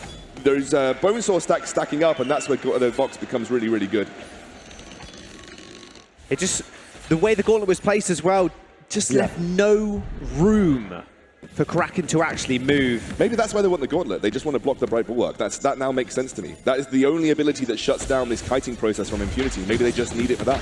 They're on the corridor again. No gauntlet available. There's the into the fray. Creasy's in a little bit of trouble. Vanguard to help him out for the time being. There's mortal wounds cutting through Mua. Can't heal up. A Sigil does though. It's DefQ does jump in once again. Big silence from the wait for it, but no additional follow-up damage from Impunity. But look how far they're having to play back now, and DefQ is really starting to hurt with those on points. The whole Impunity roster is going for an elongated team fight style of build. You've got the Dragon's Eye on the CP Blackfeather. He's looking for longer fights to get more of that finishing damage off after the 9 seconds. Journey Boots prioritized by Kisi over any form of armor. He's looking to just escape and then reposition, find that position on Rona once she's used her gap closes. Rona's going to face check. You have to be fairly careful with that one. Mortal Wound just chunking in. There's the passageway into the Bright Bulwark. The Ronin delivery system knocking on the doors. Impunity in a lot of trouble, but Queasy popping the boost. Kites back, and they pick up the kill. They ignore DefQ completely. Passageway followed through yet again. DefQ still sticking onto Mr. Dog. Queasy's going to be here as well. A double kill for DefQ, and Kraken not yet available, so it will be a gold mine for Impunity. Forget what I said earlier, Quarterfinals. Forget what I said about maybe Crucible not needing to be used. You're a genius. You're a genius. You're the mad scientist for a reason. Unbelievable how they're able to adapt and play around one of those major pinpoint win conditions for the Kraken team. That Bright Bulwark shuts Arden down. Quarterfinals knows it's important to have the immediate gauntlet and the immediate Vanguard when he needs it after that Bright Bulwark, as well as Kisi having the ability to just move his way without hindrance out of that area. Impunity, you're doing yourself and your region proud right now. Hasn't got the Echo online, however. Oh, he does. I'm completely blind. Ignore me. Ignore me completely, Scoundrel. But look how aggressive Impunity are now playing. They can be. Actually going to take this Crystal Sentry as well. It will be reduced to 1 life. Now, Mr. Dog looks for an engagement here. He's positioning to do so. Trampoline forward from Baba, but look at DefQ already sending Mua to about half HP. Queasy are activating the boost as well, providing the front line for Team Impunity. Just sends Team Kraken packing. Yeah, Team Kraken, they need to find the instant engage. They need to do almost the Cloud9-esque thing. Just pinpoint everybody onto a target, everybody of the same mind. Greasy goes for the flank here. Look at the aggression. The Gauntlet stuns 2. Passageway out, but Mr. Dog is sent so low. Fountain to heal them all up. And into the fray, still on top of Greasy, but they've got their eyes on Mr. Dog. Babala is going to trampoline away yet again. Impunity are in the base of Team Kraken. They're going to have to be fairly careful. Def Q and QC should be able to get out of this one alive. Darting backwards, Sonic Zoom, but look at the damage down to Moore. Out of the fray used to get out of danger. Spontaneous combustion forces the Fountain out of Impunity. They'll be able to back off here. That was a risky situation. Team Kraken aren't quite done yet, though. Babala wants to continue this pressure. Yeah, they are following up, and the Kraken is available here. Impunity not quite ready to start that one up. Def Q was fairly low, but just used it for the movement. And now Team Kraken actually... Babala might be committing to this one here. Dog is actually trying to stop the recalls. You see marching forward, but Greasy not being able to do all too much right now. They have to wait for Def Q in this situation, actually. Babala lets the Kraken reset. Full build coming up for Vox now. Infusions are there. Just needs one for Mua. Mua's probably going to be farming up for that next infusion. Going to be super important to have that for the next fight. Going to get those lane minions, head towards the jungle shop. This Kraken fight will be explosive. It seems that Impunity has found the recipe to deal with what Kraken are throwing at them. But Kraken, again, just need that one pin-perfect engage, take out that Vox and win this fight. There's the passageway into the bulwark. Yet again, Rona delivery system straight on top of Queasy. The Gauntlet separates them. This is perfect. Mr. Dog sent extremely low, has to back out of the fight initially. But Queasy just stacking up that breaking point, already on 10 stacks, sorry. Quarterfinals going fairly low as well, but they're just going to clean house. And the house explodes as well. Mua is going to fall, and Impunity find the ace as their crowd erupts once again. Impunity absolutely understand how to deal with the one win condition that Kraken have. They dive in on the Vox. They didn't get enough of that advantage in the early game. And again, it's what Iraqi Zoro said. Kraken, we've talked so much about this team that's supposed to be early aggression, supposed to be unhindered and unfiltered aggression. They just haven't shown us that at the World Championship. The times that they've won is when they've played the late game, when they've played Celeste. And Impunity seem to have them trumped when it comes to mid-game and also tactical play around these team fights too.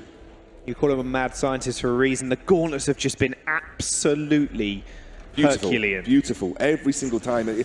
Arden has been 100% win rate this series. If this is going to be an Impunity win, it's looking like it's stacking up that way. Obviously, there's still the chance for a Team Kraken turnaround, but Arden has been a massive impact across all of these games. Well, same situation.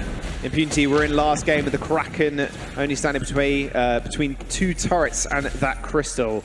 Now Team Kraken are going to have to back off. They are a little bit chunked out from the Vox. But they're just going to have to protect this Kraken now as it does march on. And Def Q yesterday showed us how good he is at this CP Blackfeather. He was amazing yesterday on that particular pick. Passageway of the Bright Bulwark, trampoline forward from Babala. He's in a good situation right now. Wait for it will come out. It does end up getting blocked, I believe. But look at Babala's health bar falling. Def Q is left completely alone on the back line. Forces the petal away. Kraken takes 1 turret. There's the Gauntlet separating Mr. Dog. And Moore is just sent so low. No healing from the Serpent's Mask. Sentences him back to base. And that'll be Def Q jumping on the petal. Babala retreats. Spontaneous combustion for the heal. But this could very well be a 2-1 victory for Impunity here. If they can find this game, they'll be sent to match point as well. They're going to go onto the crystal. Can Mr. Dog and Babala do anything? I don't think so. As Impunity a match point, 1 win away from proceeding to tomorrow. And the crowd cheers as Impunity put themselves on the cusp of a semi-final. The home team, they're building so well as well. Every single time, you know, I didn't quite know what they were going to do this game, especially given that some of these early fights, Team Kraken were able to just instantaneously blow up the Vox. But as soon as they had that ability to deal with that engage, they got the ability to kite backwards. The gauntlets from Quarterfinals were so good. Building up those bone saw stacks on the Vox, he was able to get out of danger straight away. And this is the problem with Rona. You need to have impact straight away. If you don't have the impact on your first engage, it's very difficult to then follow up and continue the pressure. Vox is the king of kiting away, king of kiting backwards. And with that build, it's all about kiting backwards, all about building stacks, especially against those tanky front lines.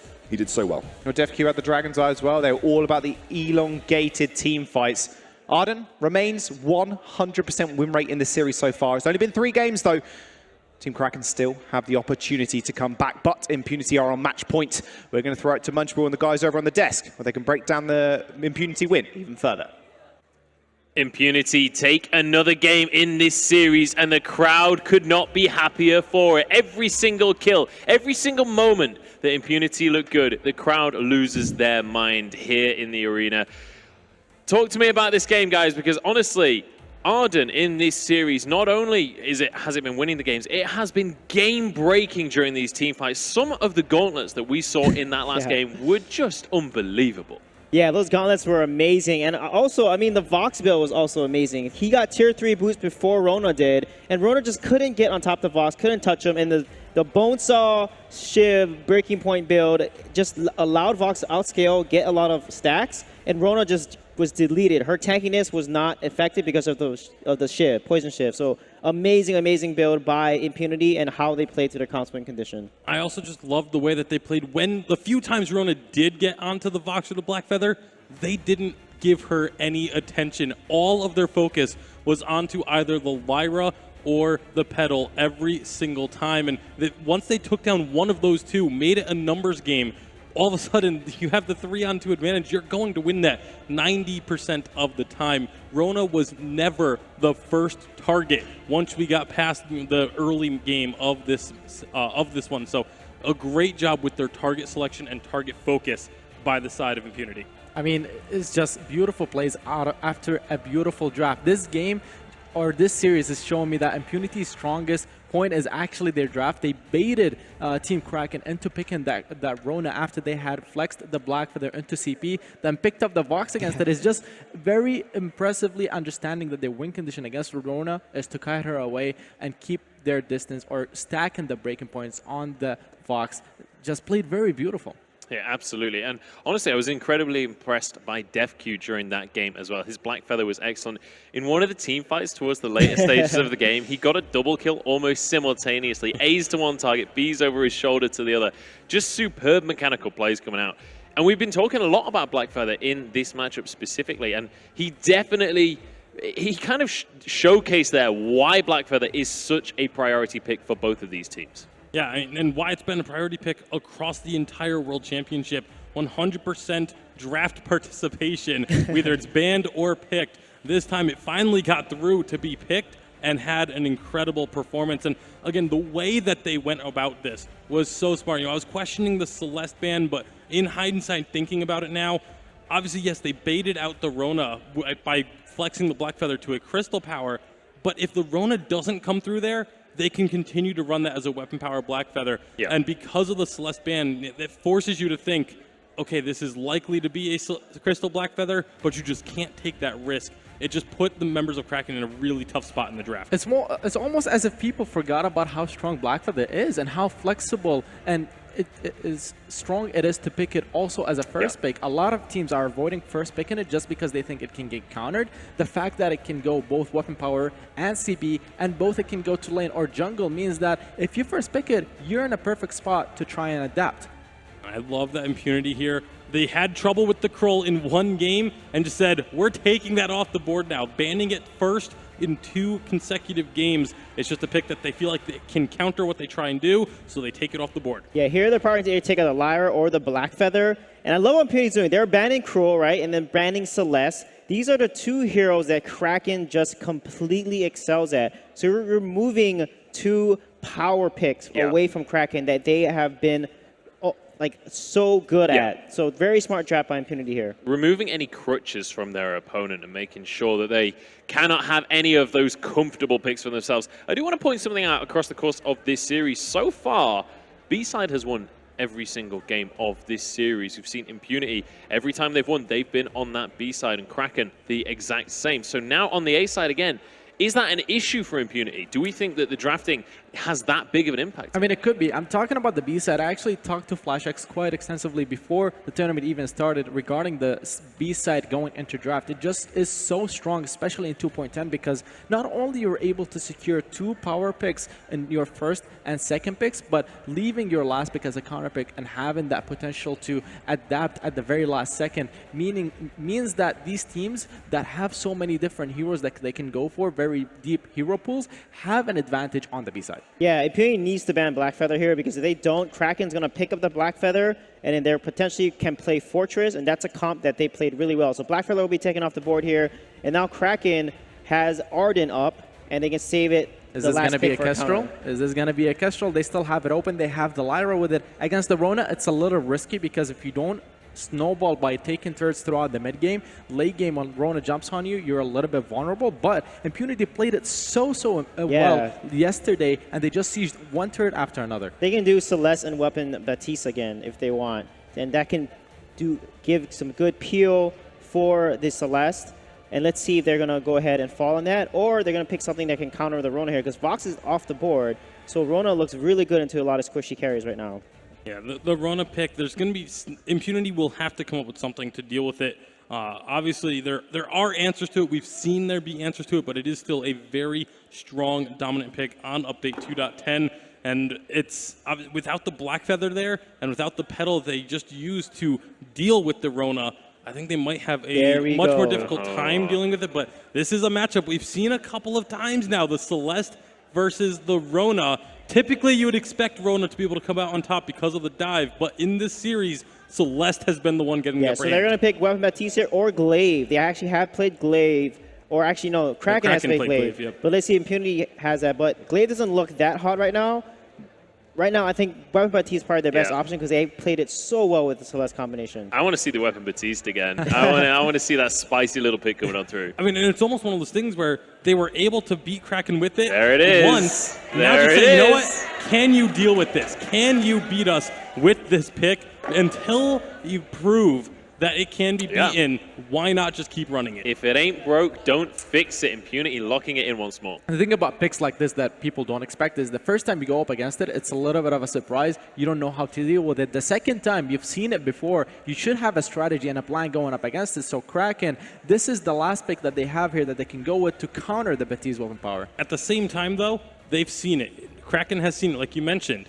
If they start to build armor early on, you just switch it up and go right back to a double crystal power composition. That's actually a great point because last time they played against it with the Rona, they went Aegis into Shiver Steel. And I was specifically saying that had he gone into a Metal Jacket rather than the Shiver Steel, he would have been durable enough to kill the Celeste before he dropped too low from the weapon power Baptiste damage. What could work for Kraken is potentially Rhyme and just completely get a root, get a Rona on top of that Baptiste, blow out the Baptiste or the Celeste. Whoever you root, you kill. Give me Razer. Could do that. Reza is a little more mobile. However, Baptiste is counter mobile. With the Ordain, he can lock the Reza down, which makes it a little risky. And yep, they're going with Rhyme. Boom, right there. So that's actually a really solid comp because they can now focus the Baptiste and just destroy him. Look at these compositions. This is such an interesting game. If it does go weapon power on the Baptiste. Also, Rhyme, we've been talking about how heavily he was nerfed coming into 2.10. We're still seeing him picked in specific scenarios. What are our thoughts on these drafts, boys? How do we feel this one's going to be panning out? We'll start with you this time, Bacon. This is probably one of the drafts that, if I had to predict drafts for all of the worlds, this would not be anywhere near on my radar because these picks are fairly unconventional, and only from these two teams are we going to see something like this. I'll go with Impunity here just because they have the Celeste, they have the Lyra, they can use their range advantage to counter the Rhyme, who is very susceptible to long-range heroes, so I'm going to go with Impunity. All right, Impunity. I'm going to say Impunity for pretty much exactly the same reasons, the range advantage. I'm going to Kraken because Rhyme is really good. Let's see those combos happen, and let's see if Kraken can take it to a best of 5. All right, all the way. Sweejay wants a full 5-game series. We'll see if that is going to come to pass. It's time to jump into game number 4 of our second quarterfinal. It's time to see Kraken against Impunity for the 4th time today. Here we go. Impunity. Can they break the Arden run? Can they stop the unstoppable pick? It seems improbable, but Kraken, can they come back? This Rhyme, we've not seen it for a long time, but can it win again? 2.10 is Potato Rhyme. Remember that. 2.10 is kind of Potato Rhyme, but he is good into melee heroes. He is good into the likes of Baptiste. I wouldn't be surprised to potentially see a double CP flex here. That's the joy of Baptiste. They've got both that flexibility of a weapon power and a CP build path. You see the Rhyme come out, suddenly you might want to keep your range in general. Start using CP bad mojos and obviously having the ranged Celeste coming out, and then they play that full ranged game. That could be a real thing that happens here. Very well could be. We know who the crowd's behind. Impunity. It's double CP. There we go. Double crystal power, kind of speciality from SEA. We see a fair bit. This is Impunity's chance now to go to the semi-finals. If they win this game, it'll be a 3-1, but can Kraken take it to a game 5? We'll have to wait and find out. I got way too happy about that. It's okay. I got way too happy about that prediction. They do start from the inside. We've seen this a lot from teams, especially the East Asian and Southeast Asian teams. They like to start at the Elder Treant and then rotate outwards to their jungle. And you can get punished by this by a very quick jungle clear, but no teams have been sort of brave enough to go for that invade. And so Impunity realize that goes down. They're just going to reset, head back to safe farming. Now, the reason that the CP Batiste flexes well here is simply because you want to keep your range against the Rhine. If you play Weapon Power Batiste, you're playing right into the Rhine and Rona. They have great melee dueling potential, and they can very easily take you on.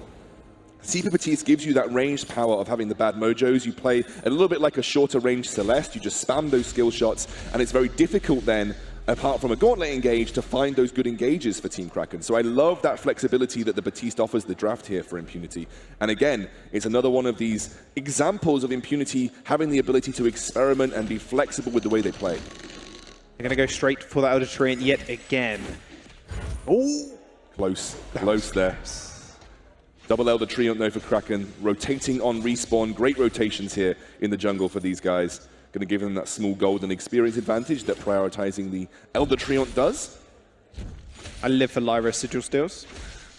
Everyone loves a Lyra Sigil Steal, my friend. Happens. We haven't seen any of this game, this series, unfortunately. So often when people talk about doubling up on the same damage, oh, that's really bad because it's easy to itemize defensively against it.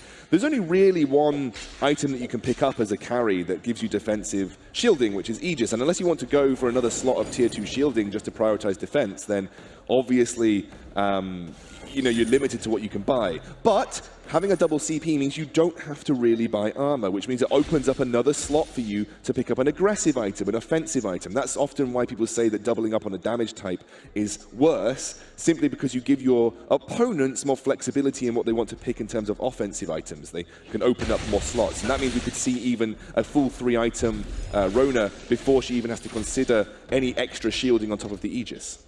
Team Kraken with perfect control early game. This is the kind of aggression that I wanted to see from them, which is just contesting the Elder Treant time and time again. But the thing is, Impunity can't really do that right now. They kind of have to scale up. That's what this what this Batiste and what this Celeste is going to do, and what they do best as well.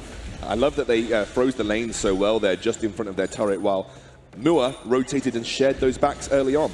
Now she's going to get that full lane minions. She didn't really lose much on that rotation, and she got the gold, or he got the gold from the back there as well.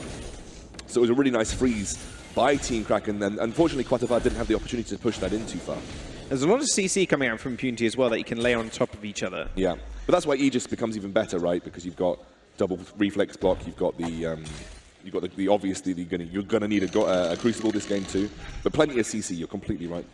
Yeah, Ordained straight into a core collapse. Nowhere you're gonna run. Another Elder Treant taken by Team Kraken. Impunity did want to try and contest that one, but right now they are behind in gold and behind on camps also. Look at the aggression. Yeah, exactly what we kind of knew them for anyway. I mean, Kraken, maybe they've been a bit hesitant to come into this one, but this is their final chance to take this to a game 5. They lose here, Impunity go through to the semi-finals tomorrow. Yeah, they need to continue this beyond just trying to steal camps. They need to look for fights. They need to go for gold miner. They need to continue to look to put pressure. That's a great amount of pressure on Mua. Oh, has to pop the flask. Very, very close. There's the CC chain that I was talking about. Habla is going to rotate up towards the lane as well. And so we haven't discussed yet, Xgander, is the ability for Impunity to actually take turrets from range. It's going to be very hard for Kraken to actually do even chip damage to Impunity's turrets unless they actually push the wave completely up there and Impunity are rotated out of the lane. Yeah, really, really good point there, Jaws, because obviously as a triple melee composition, you put yourself in the firing line a bit more readily when trying to siege turrets, which is often why when you have these kind of compositions, you need to look for gold miner to force a fight to then snowball that into going for a siege onto a turret. Impunity look like they're trying to scale up this Celeste as quickly as possible, though. Massive CS advantages. Oh, wait a second. Uh-oh. BC might be a little bit caught out. Valkyrie goes wide as he pop the boots. Ordain's going to be there as well. Bad Mojo onto 3. There we go. Nice fearsome shade as well. Hits 3 members. Bright Bulwark is going to snare them as well. No kills going either way just yet. Quarterfinals finishing up the Crucible first means that the Valkyrie can get blocked. Valkyrie can be super impactful against the likes of Celeste, especially if you get the stun. But Impunity seem to be weathering this early storm as much as they can. Into the fray, straight on top of the Celeste. Did get away using that sigil put out from Quarterfinals. Lyra is going to be such a pain, especially when it gets the next couple of levels as well. Thing is, Mr. Dog is slightly ahead in XP in that regard as well. Got to keep that in mind. Well, he has been sharing the jungle experience from those heavy, aggressive jungle rotations. Into the fray, straight on top of QC once more. That damage is ridiculous. Nice core collapse onto 2. Solar Storm as well. It's going to hit Mua, but the Winter Spires are going to trade back a lot of damage as well. Ordain is there once again. Mua's a little bit caught out. Has got into the fray to get out of there if he chooses to use it. Just waits out the duration. They're going to reset. Bouncing down right now for Team Kraken. Impunity have that regeneration of the Lyra. They're going to look for a siege onto this turret. They have a good opportunity to do so. The supernovas start ticking. Oh, Mu is so low. Fearsome Shade doesn't quite catch him either. Mr. Dog is sent running. But look at how healthy that turret is right now. That's a 6 HP. Now you're going to be able to just a couple of Heliogens should finish it off, and that'll be the first turret going down to Impunity. Weathering that early Kraken aggression, and Kraken, they had such good early jungle rotations. Elder Trion on respawn, looking for pressure into the Impunity jungle, but Impunity didn't give them an inch. They didn't make any silly decisions. They didn't take fights that they knew that they couldn't win.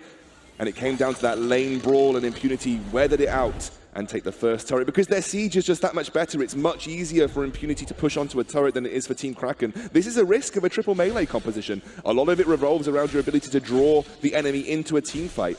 That's why you need to consider early gold miners. That's why you need to consider pushing into the enemy crystal sentry. A lot like Cloud9 does. They always do this. They make the enemy team come to them. Kraken haven't yet found that, and Impunity are relishing the opportunity for time to farm up. Well, all the key cooldowns are available now. Dog, he has got that Gauntlet. They have got that Valkyrie, but the early prioritization from Quarterfinals on that Crucible is going to stop a lot of that CC as well. And even DefQ has picked up his own reflex block. Oh, right, Bulwark used fairly early there. This could be pretty big. Valkyrie doesn't quite land. Nice Fearsome Shape with the disengage yet again.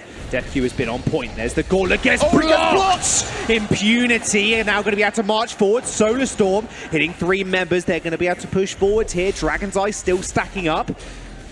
Can't quite find anything else though. They are in a corridor. Those Winter Spires are going to start to hurt. Into the fray used. Nice snare. And in fact, the Ordain isn't going to get the stun onto Mua just yet. I mean, Mr. Dog still charging forwards, but Heliogenesis are raining down. The sustains there from the Lyra. Nice stun, uses the Ordain as well. First blood to Impunity. Fearsome Shade sends Mua packing as well. Kraken, they lose another member. A double kill for Creasy, and that'll be Quarterfinals cornering Mua as well. This could be an extremely early ace. Ordain is there. Triple kill for Creasy, and Impunity start the game off strong. And Impunity know exactly how to play around the compositions that Kraken are throwing them, pacing backwards, disengaging when Rona drives in, and then when Rona's caught with no movement left, they're able to pace back and use those supernovas and the CC that they have.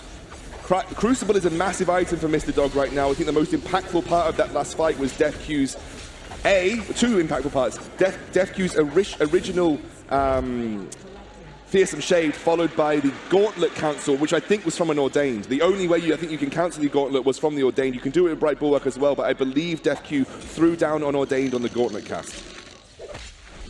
Here we go, Impunity rotating back up the lane now. Valkyrie is available, and Gauntlet is up in 10 seconds as well. Nice stun, core collapse onto Mua. Has to use it into the fray to get out of the action. Impunity now playing very aggressive. They know they've got the power spikes, Eve of Harvest online as well. As that piercing shard, so QC's doing a lot of damage at this time in the game. Blockwork first here for DefQ as well. He's looking to get lots and lots of Ordains off. He's mainly looking to sort of protect and disengage for Kisi. He's not looking to go for the damage from the Shatterglass because it's against the heavy Bruiser team. There's the block. Fearsome Shade's going to get blocked. There comes the Gauntlet as well. The cage is being laid down. Creasy in a 1v3. Can't quite find the core class, but he's still alive. He trades 1-for-1 in the end. Excalibur, how did he do that? DefQ's moving forwards. Mua is going to have to retreat here. Babala, even him.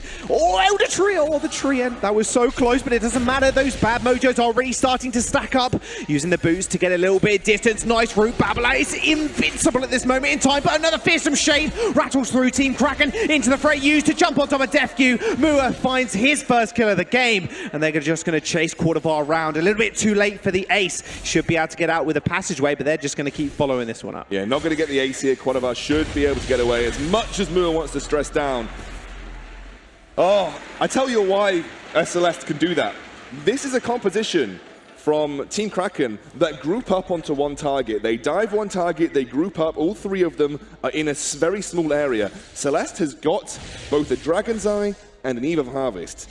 People grouping up on top of her, it just gives her an easy area to land a supernova. Cast Heliogenesis on yourself, cast Core Collapse on yourself, cast Heliogenesis on yourself. You get huge damage, you get huge regeneration, and that's why Celeste was able to survive that long. And there's obviously no Poison Shiv as Rona goes for a Serpent's Mask, so there's not going to be any reduction to that healing coming out from the Celeste. So she's just able to spam those Heliogenesis, survive for actually a pretty long time by herself. It was a great fountain by Quarterfinals nonetheless. And that's one of the reasons I think that also this composition does well from Impunity. You have a Lyra and a Celeste with Eve of Harvest. Poison Shiv is almost a necessity sometimes in these situations because the sustain is very, very strong. Scary situation now as DefQ's actually picked up the Echo. This boot camp is paying off Scoundrel. You can see it in Impunity's play. Kraken don't have an Echo of their own just yet. Mr. Dog, only a few hundred gold off actually completing it. Impunity with the advantage in that regard. Impunity looking complete control here, 3,000 gold in the lead, and again, DefQ has gone for the Echo. Look at this. This is a guy that is committed to defending. Gauntlet's going to get blocked by the Crucible. Quarterfinals out of the fight, same as DefQ. He's going to be able to get away using those boots. Mu did try and follow on up with the Into the Fray, but had to back off as the rest of his team were trapped up in the lane. This is like a half CP, half utility. It's like two captains, but the second captain deals a bit of damage at the same time.